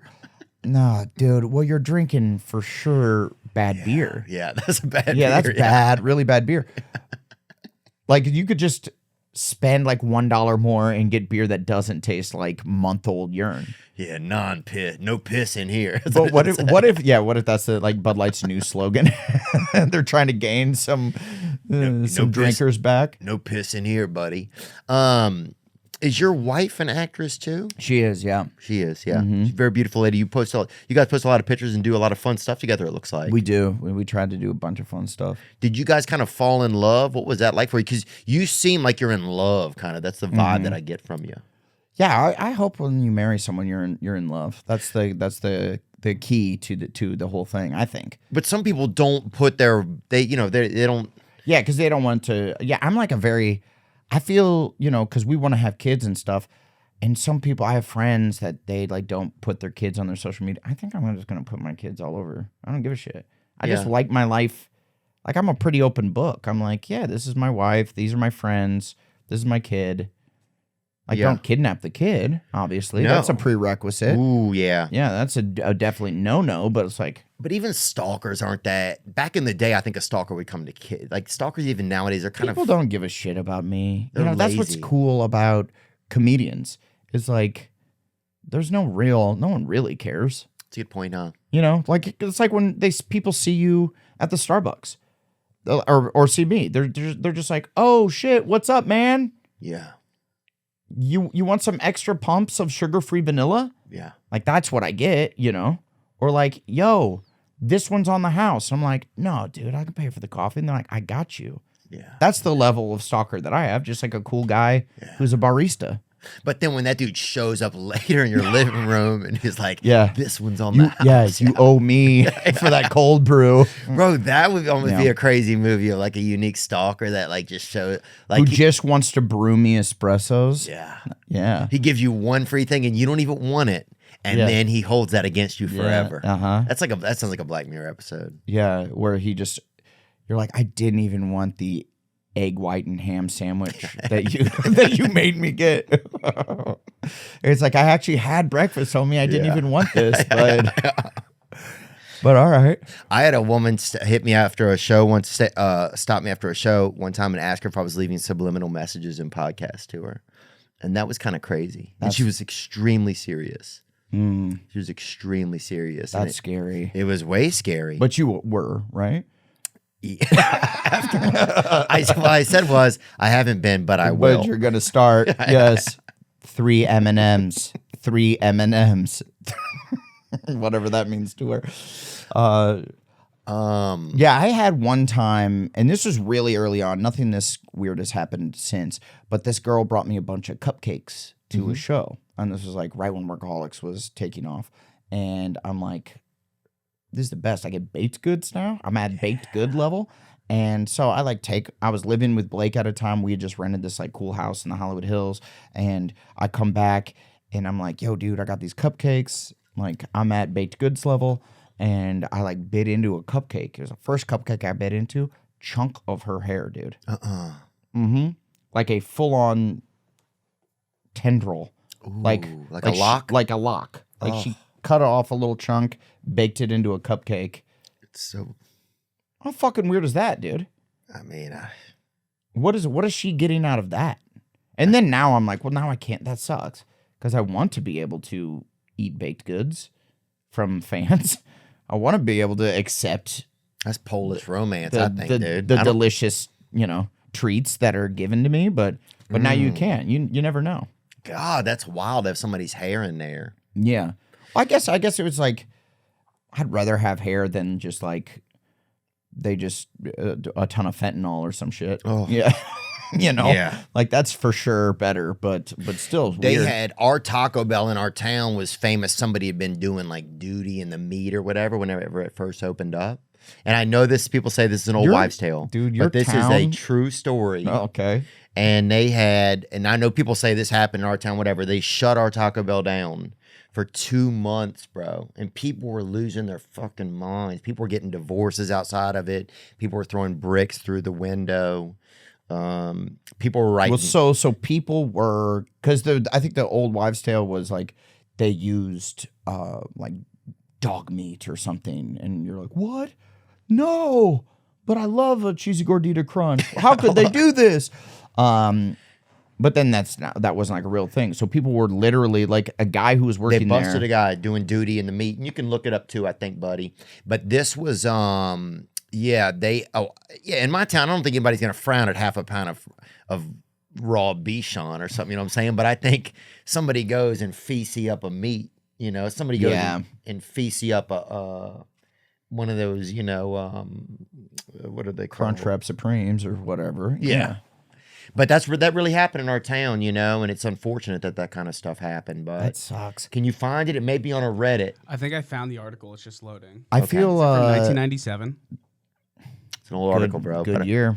Can't believe it happened. Dude, I remember one night I got out of my buddy's piss van with the sunglasses. I was so high, they woke me up because we stopped at Taco Bell. And I got out and I went to live with this other family in high school, and I get out and they were there. And I was like, you ever be so high and you see some people that you're like, I'm not supposed to see these people when I'm high. Oh, dude. Yeah, absolutely. It's the the worst. worst. That's the worst. Yeah, that's the worst. God, it was the worst, man. Dude, I the was worst like, what's is- up? I said what, like it's some insane vocal like, level. Ah! And they're like, hey, Theo, good to see you. It's lasagna tonight.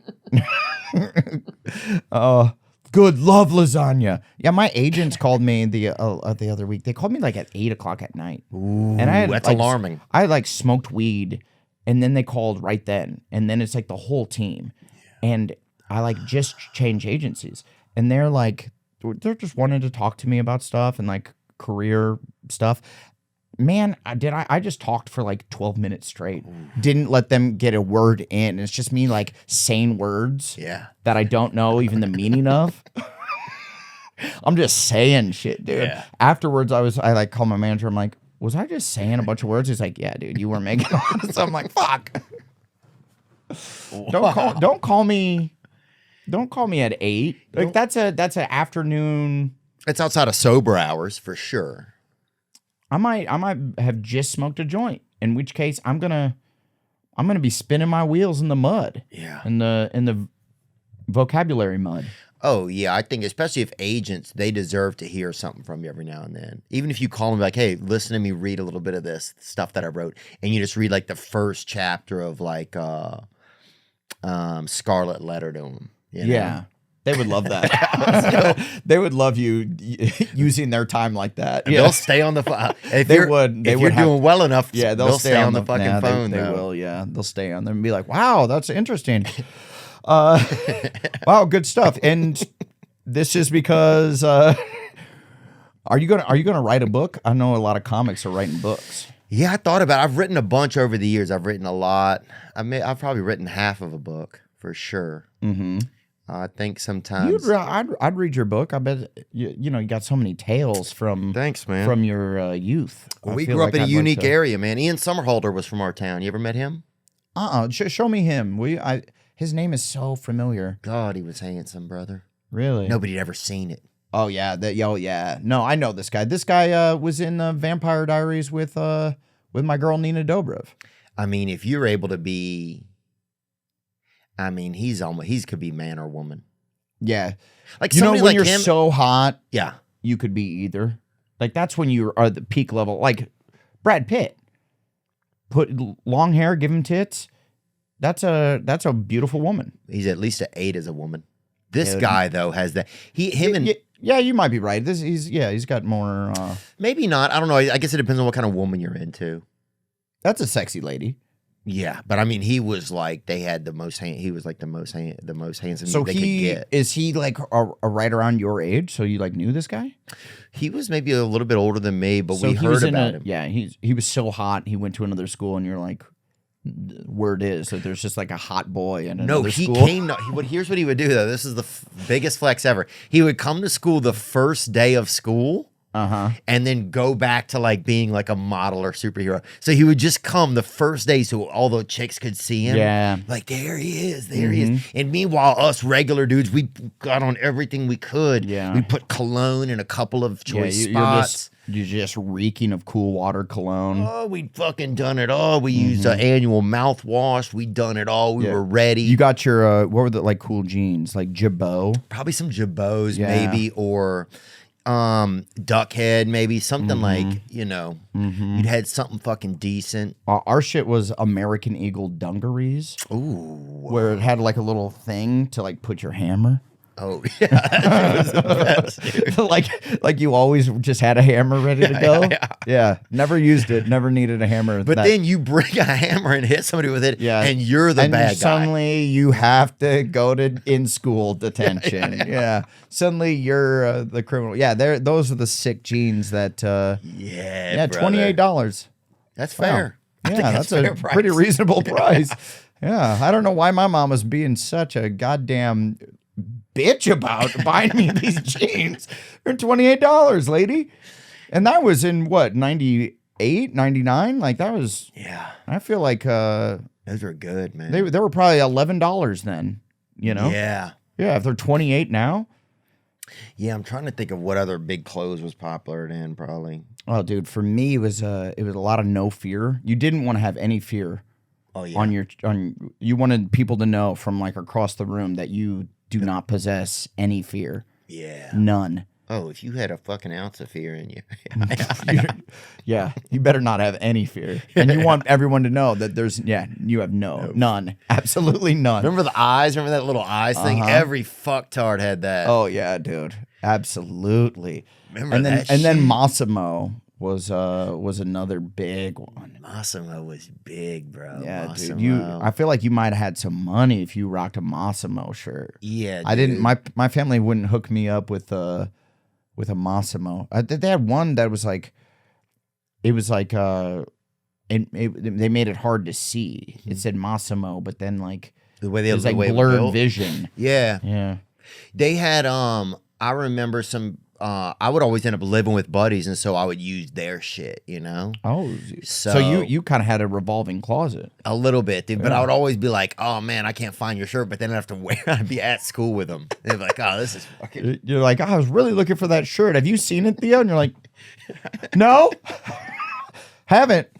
I'd wear my backpack on the front in the hall so they couldn't like fucking just the dumbest, dude. Oh, that's funny. Oh, So did you go through any like phases? You know, how, like Yes, bro. I went through. did you go through like a goth phase? Yes. Oh, I love that for you, Dude, I went through it and we had the boot, like the kind of like, what were those shoes? Dr. Martin.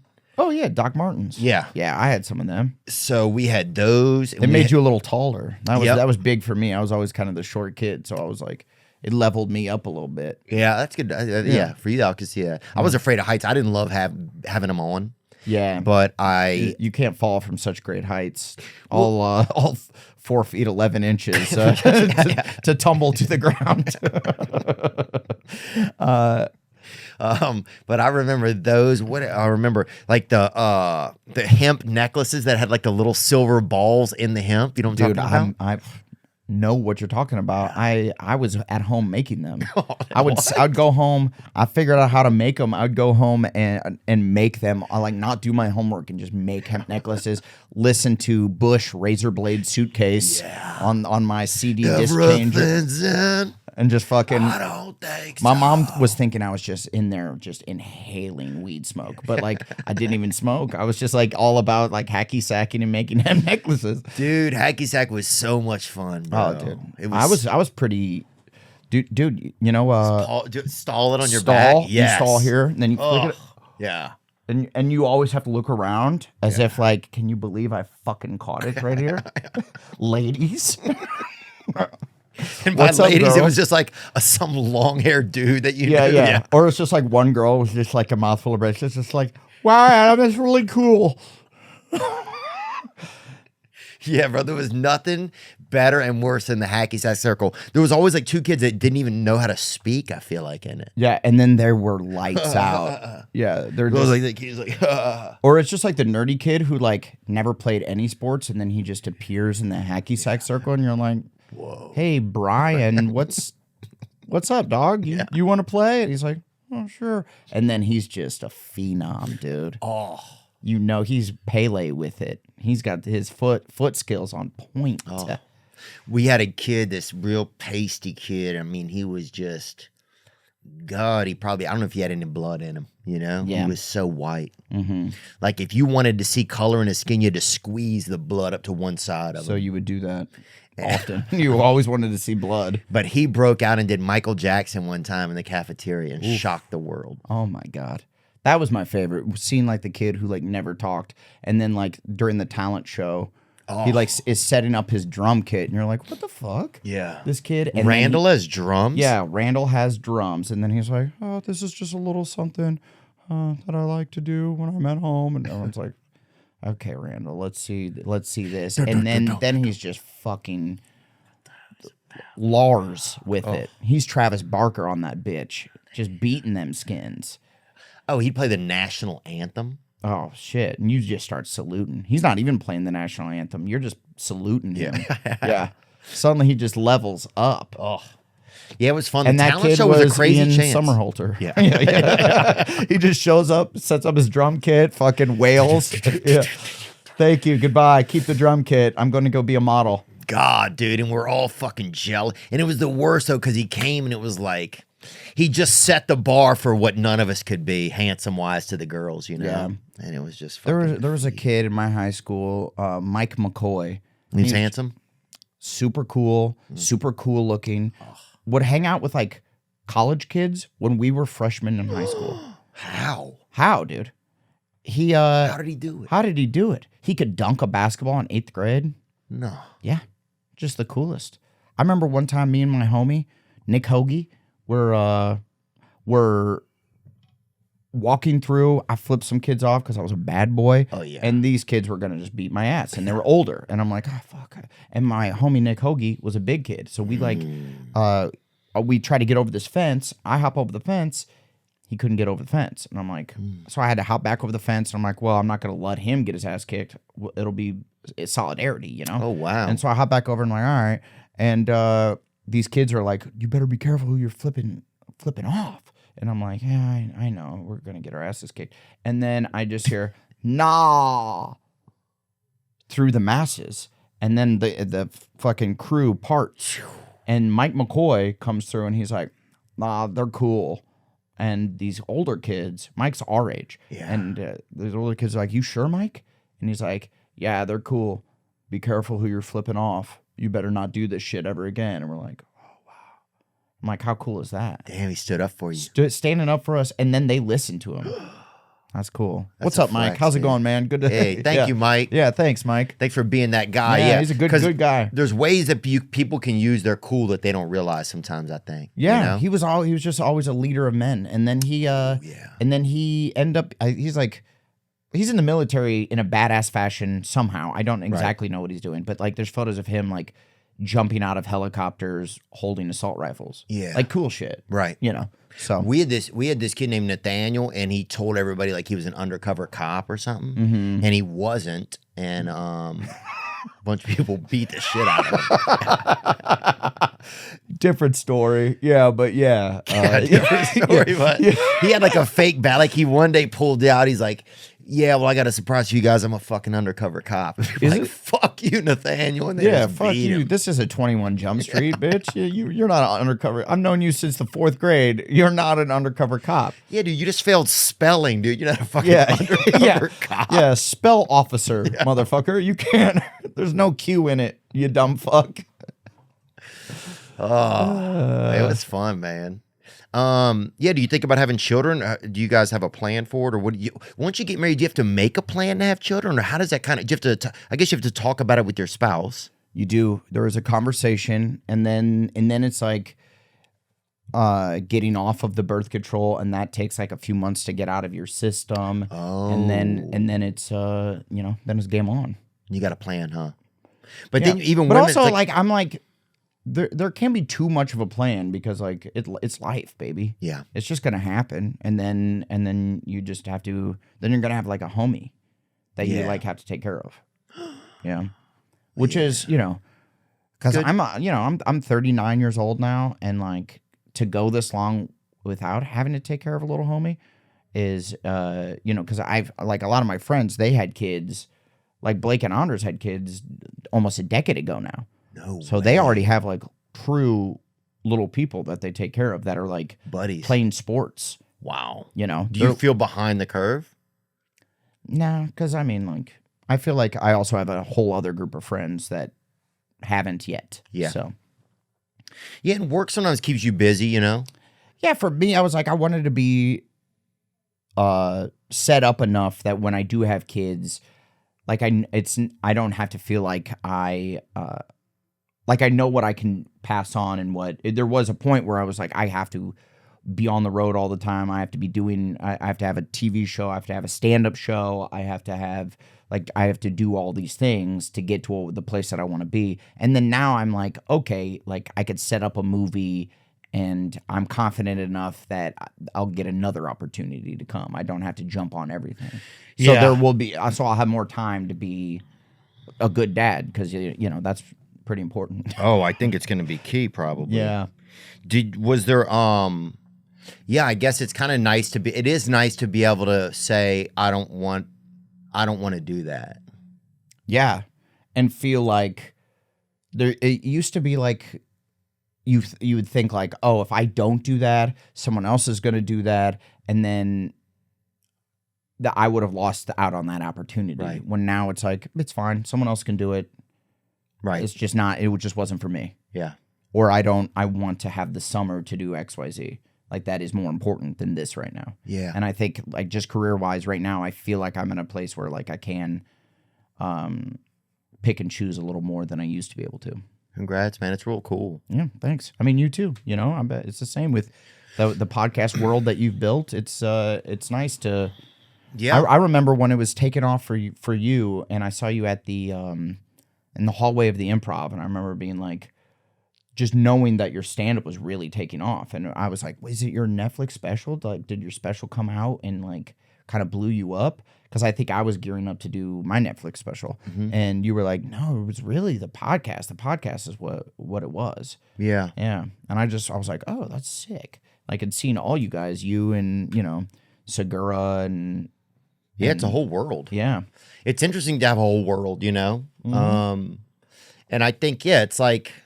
It's interesting to have so many different people in here it's interesting that it almost gave everybody else a different Hollywood, or a lot of people a different type of Hollywood, you know? We just kind of get to communicate, to sit and chat with people too, you know, and catch up. That's I got fun. to talk to some of my heroes. Yeah, it's fun to be able to... what I think is cool about podcasts is it's like, it just gives people an opportunity to go like, I wonder what my favorite comics, how they are when they're not, are they funny just off the cuff, or do they have to like write everything down? It just gives them an opportunity to peek behind the curtain of like what is kind of like to sit in the back of a comedy club with, you know, with comedian peers. Yeah. You know, and it's not like we would sit down and have like an hour-long conversation in the back of a comedy club because you got to do your set, but it's like it gives people a little peek. Yeah. Yeah, it's interesting, man. It's interesting to see. It's interesting to hear. I like listening to some pods, and I'm like, oh wow, this is good. You know, I mean, it's nice to be able to talk about things. It's nice to be able to see where somebody's career is at, how some things have kind of happened for them. People's lives get so busy too. I've started to realize that sometimes when I sit down with someone to podcast, it may be the only time I'm going to get to talk to them for a while. Yeah. So to make sort of really try and make the time have some value, not only to the listeners, but you know, just like between me and them. What's like there's like some meme going around of like, I don't know, of like showing like kids playing, and then it's like at some point you're going to go out and play with your friends, and that'll be the last time you played with your friends in your childhood. And you're like, oh yeah. And it's sort of the same with like comics, where we all kind of were in the same circles when we were starting out at the Comedy Store, at the Improv, the Laugh Factor, wherever, and you just see the same people over and over and over and over and over again, and then all of a sudden something happens in someone's career and it takes them this way or that way, and then you no longer see those people, because it's probably been years since I've seen you. Yeah. So like it's cool for the podcast world to be able to sit down with people that you respect and like, and have conversations with them. Yeah. And get to catch up with people that you always liked, even if you only ever saw them for 15 minutes in the back of comedy clubs once a week. Yeah.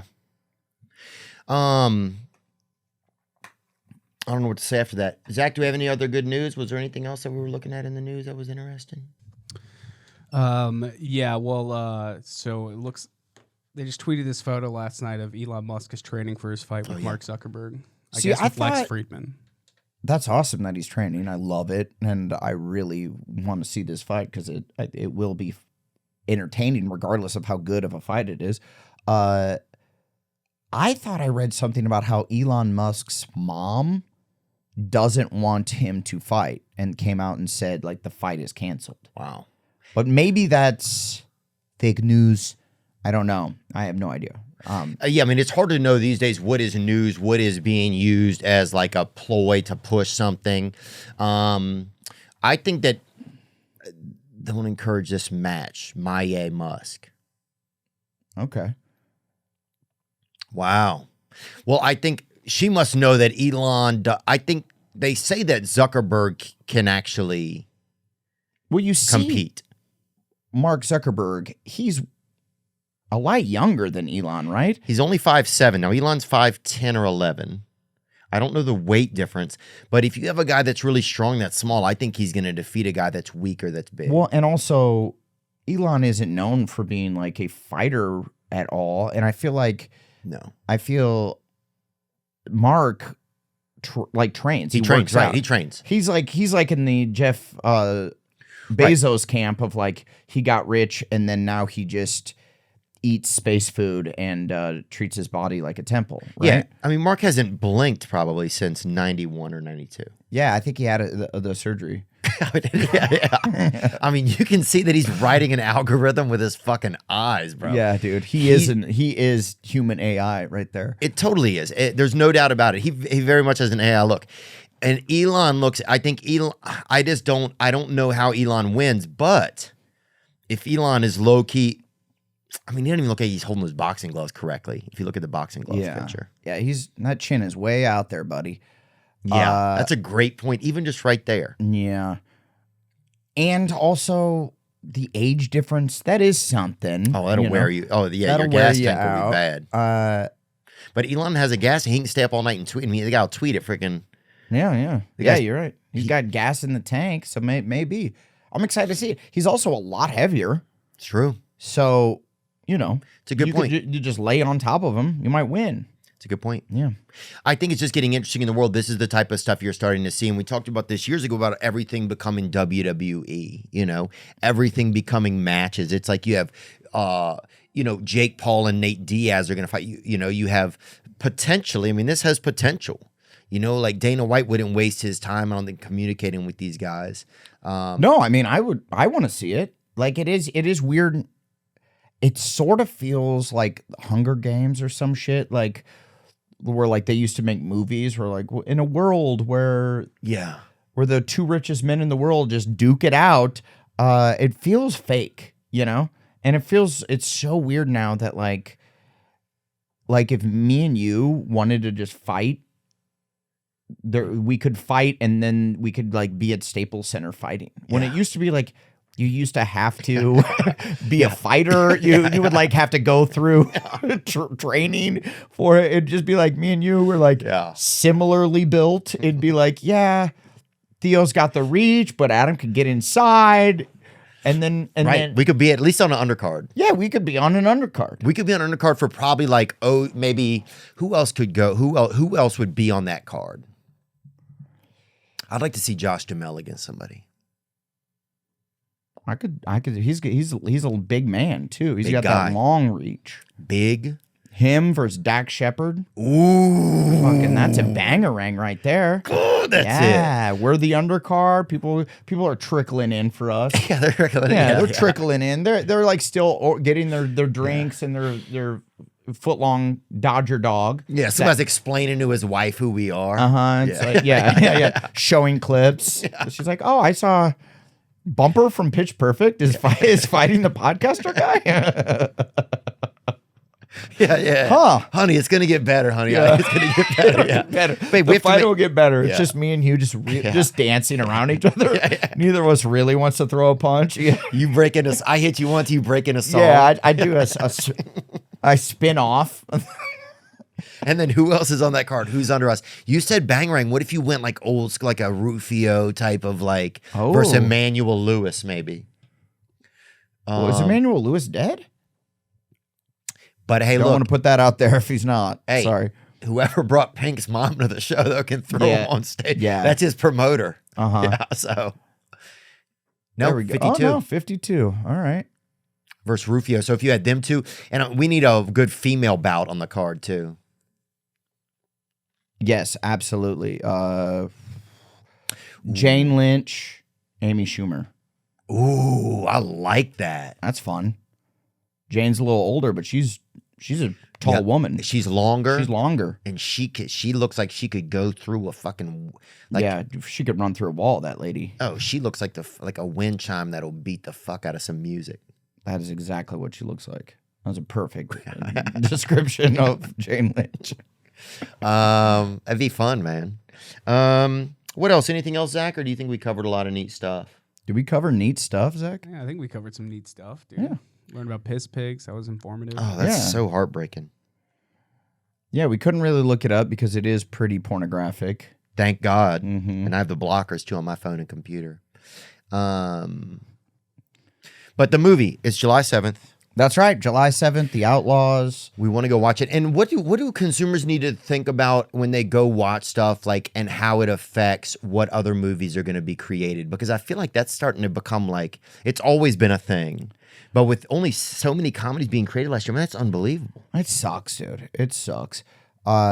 And luckily, like Netflix is one of the places that is just willing to roll the dice a little more than other places because it matters so much less. Like The Machine and Sebastian's movie about my father, I think. The fact that they put both of those movies out on the same weekend, I'm like, that fucking sucks. Because like you're putting out 6 movies all year long, and then you put 2 of them out on the same weekend. And so like if you were gonna go see a comedy, you had to choose between these 2. And then when those movies only make $8 million or whatever opening weekend, well, you're like, well, if it was only the one movie, maybe could have made 14. Could have made 15, 16, and then that's a healthy amount for it to make. But right, yeah. So support if you like comedies, support comedies, watch it, tell your friends to watch it, and then we'll have the opportunity to make more of them. And it used to be, people are like, well, if you made better comedies, then and it's like, sure, but it's hard to make a movie. First of all, it's really hard, and secondly, there used to be like 40 shots in making a good comedy, and then maybe 2 or 3 of them were a classic comedy, and you're like, well, that old school, and it came out, and you're like, well, there was 28 other movies that weren't old school that came out that year. You know what I mean? Right. So the more opportunities we have to make classic comedies, the more we'll be able to nail it. But I do think Outlaws has the potential to be one of those type of movies. So I'm really proud of it.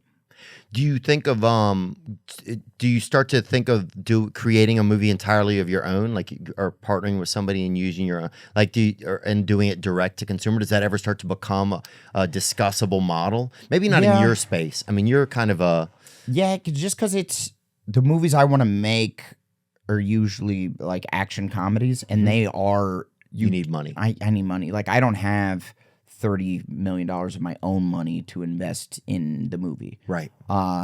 So you got you got need a partner. Studio. You need a big deal. Yeah, and you need a partner. And then also like it costs a lot to promote a movie too. Like that's where people forget, like buying TV commercials to play during basketball games and like things that people are actually watching live.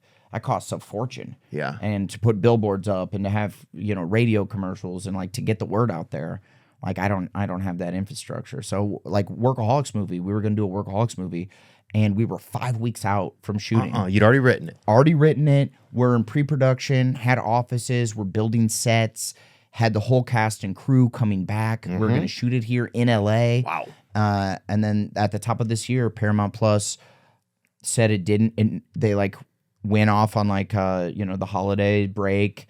And when they came back, they were like, you know what? We have a new global agenda, and we don't feel that Workaholics fits the global agenda, and they pulled the plug from us. No. And everyone's like, just make the movie on your own. And it was like, we don't have that much money to, we're not billionaires. We don't have that kind of coin. So like now it's just, and they own the rights to it too, so we couldn't even anyways. So yeah, we just all that work for nothing. That just goes to show you how hard it is, why people don't.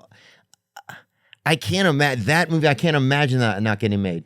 I can't imagine if you're going to find a brand that people love. Yeah. That they would not think that would have an audience. It was so heartbreaking because it was.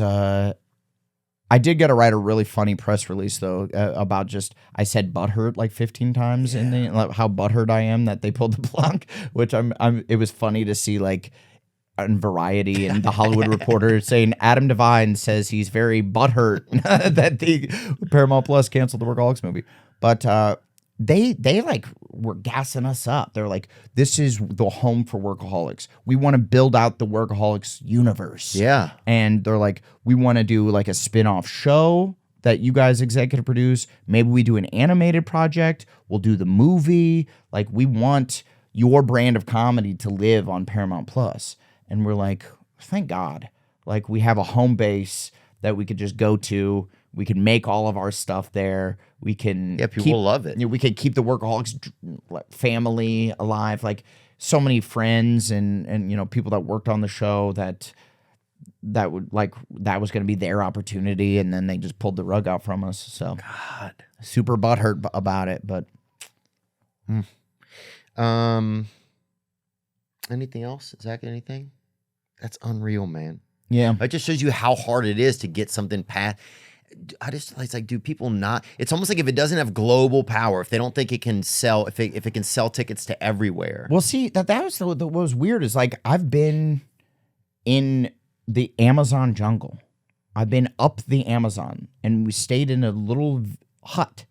And the guy who was like in charge of feeding us, his teenage son knew Workaholics. Oh, yeah. Was a fan. I've been in Germany, just like walking along the fucking Berlin Wall, and people are stopping me saying they love Workaholics. I'm like, it was pretty global. Yeah. Like as far as a kind of a cult comedy show goes, I'm like, it wasn't like it wasn't like $100 million Marvel movie. Yeah. So I don't get it. I feel like they're really trying to figure out what they're doing over there at Paramount Plus, and they have not fully figured it out. It feels so weird to know how people who are making the choices don't have a real understanding of what's going on, or what the zeitgeist of like people think is funny is. Yeah, well, I think it was like it because Comedy Central hit, and it was people of a certain age, right, that really loved it. That they were like just got out of college, or were still in high school, or like maybe even a little bit older than that. That were like, oh yeah, that was just like me when I was in college, or kids that were younger that were like, oh wow, that seems crazy. Yeah. Like when I have my first jobs, I hope me and my friends still live with each other and party, yeah, boy. and party all the time.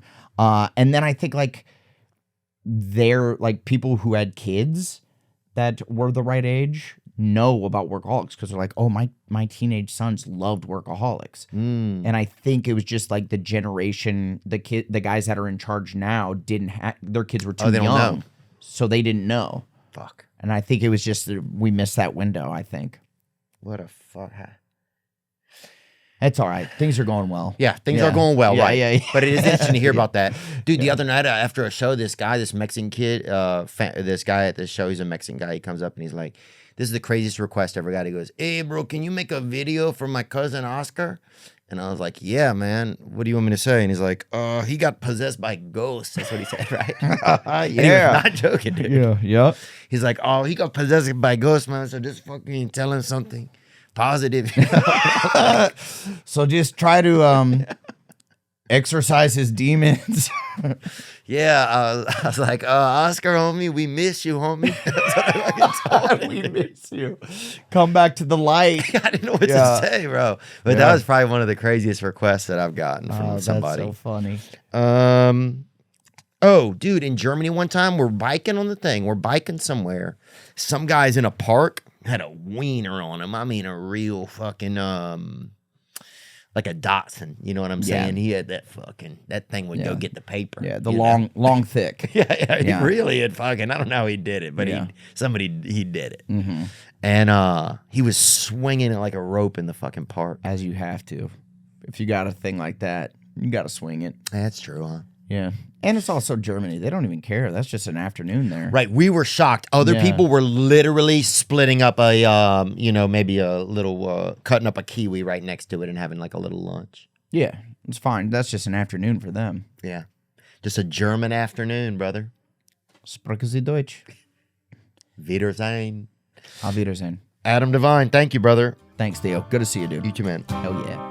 Now I'm just floating on the breeze, and I feel I'm falling like these leaves. I must be cornerstone.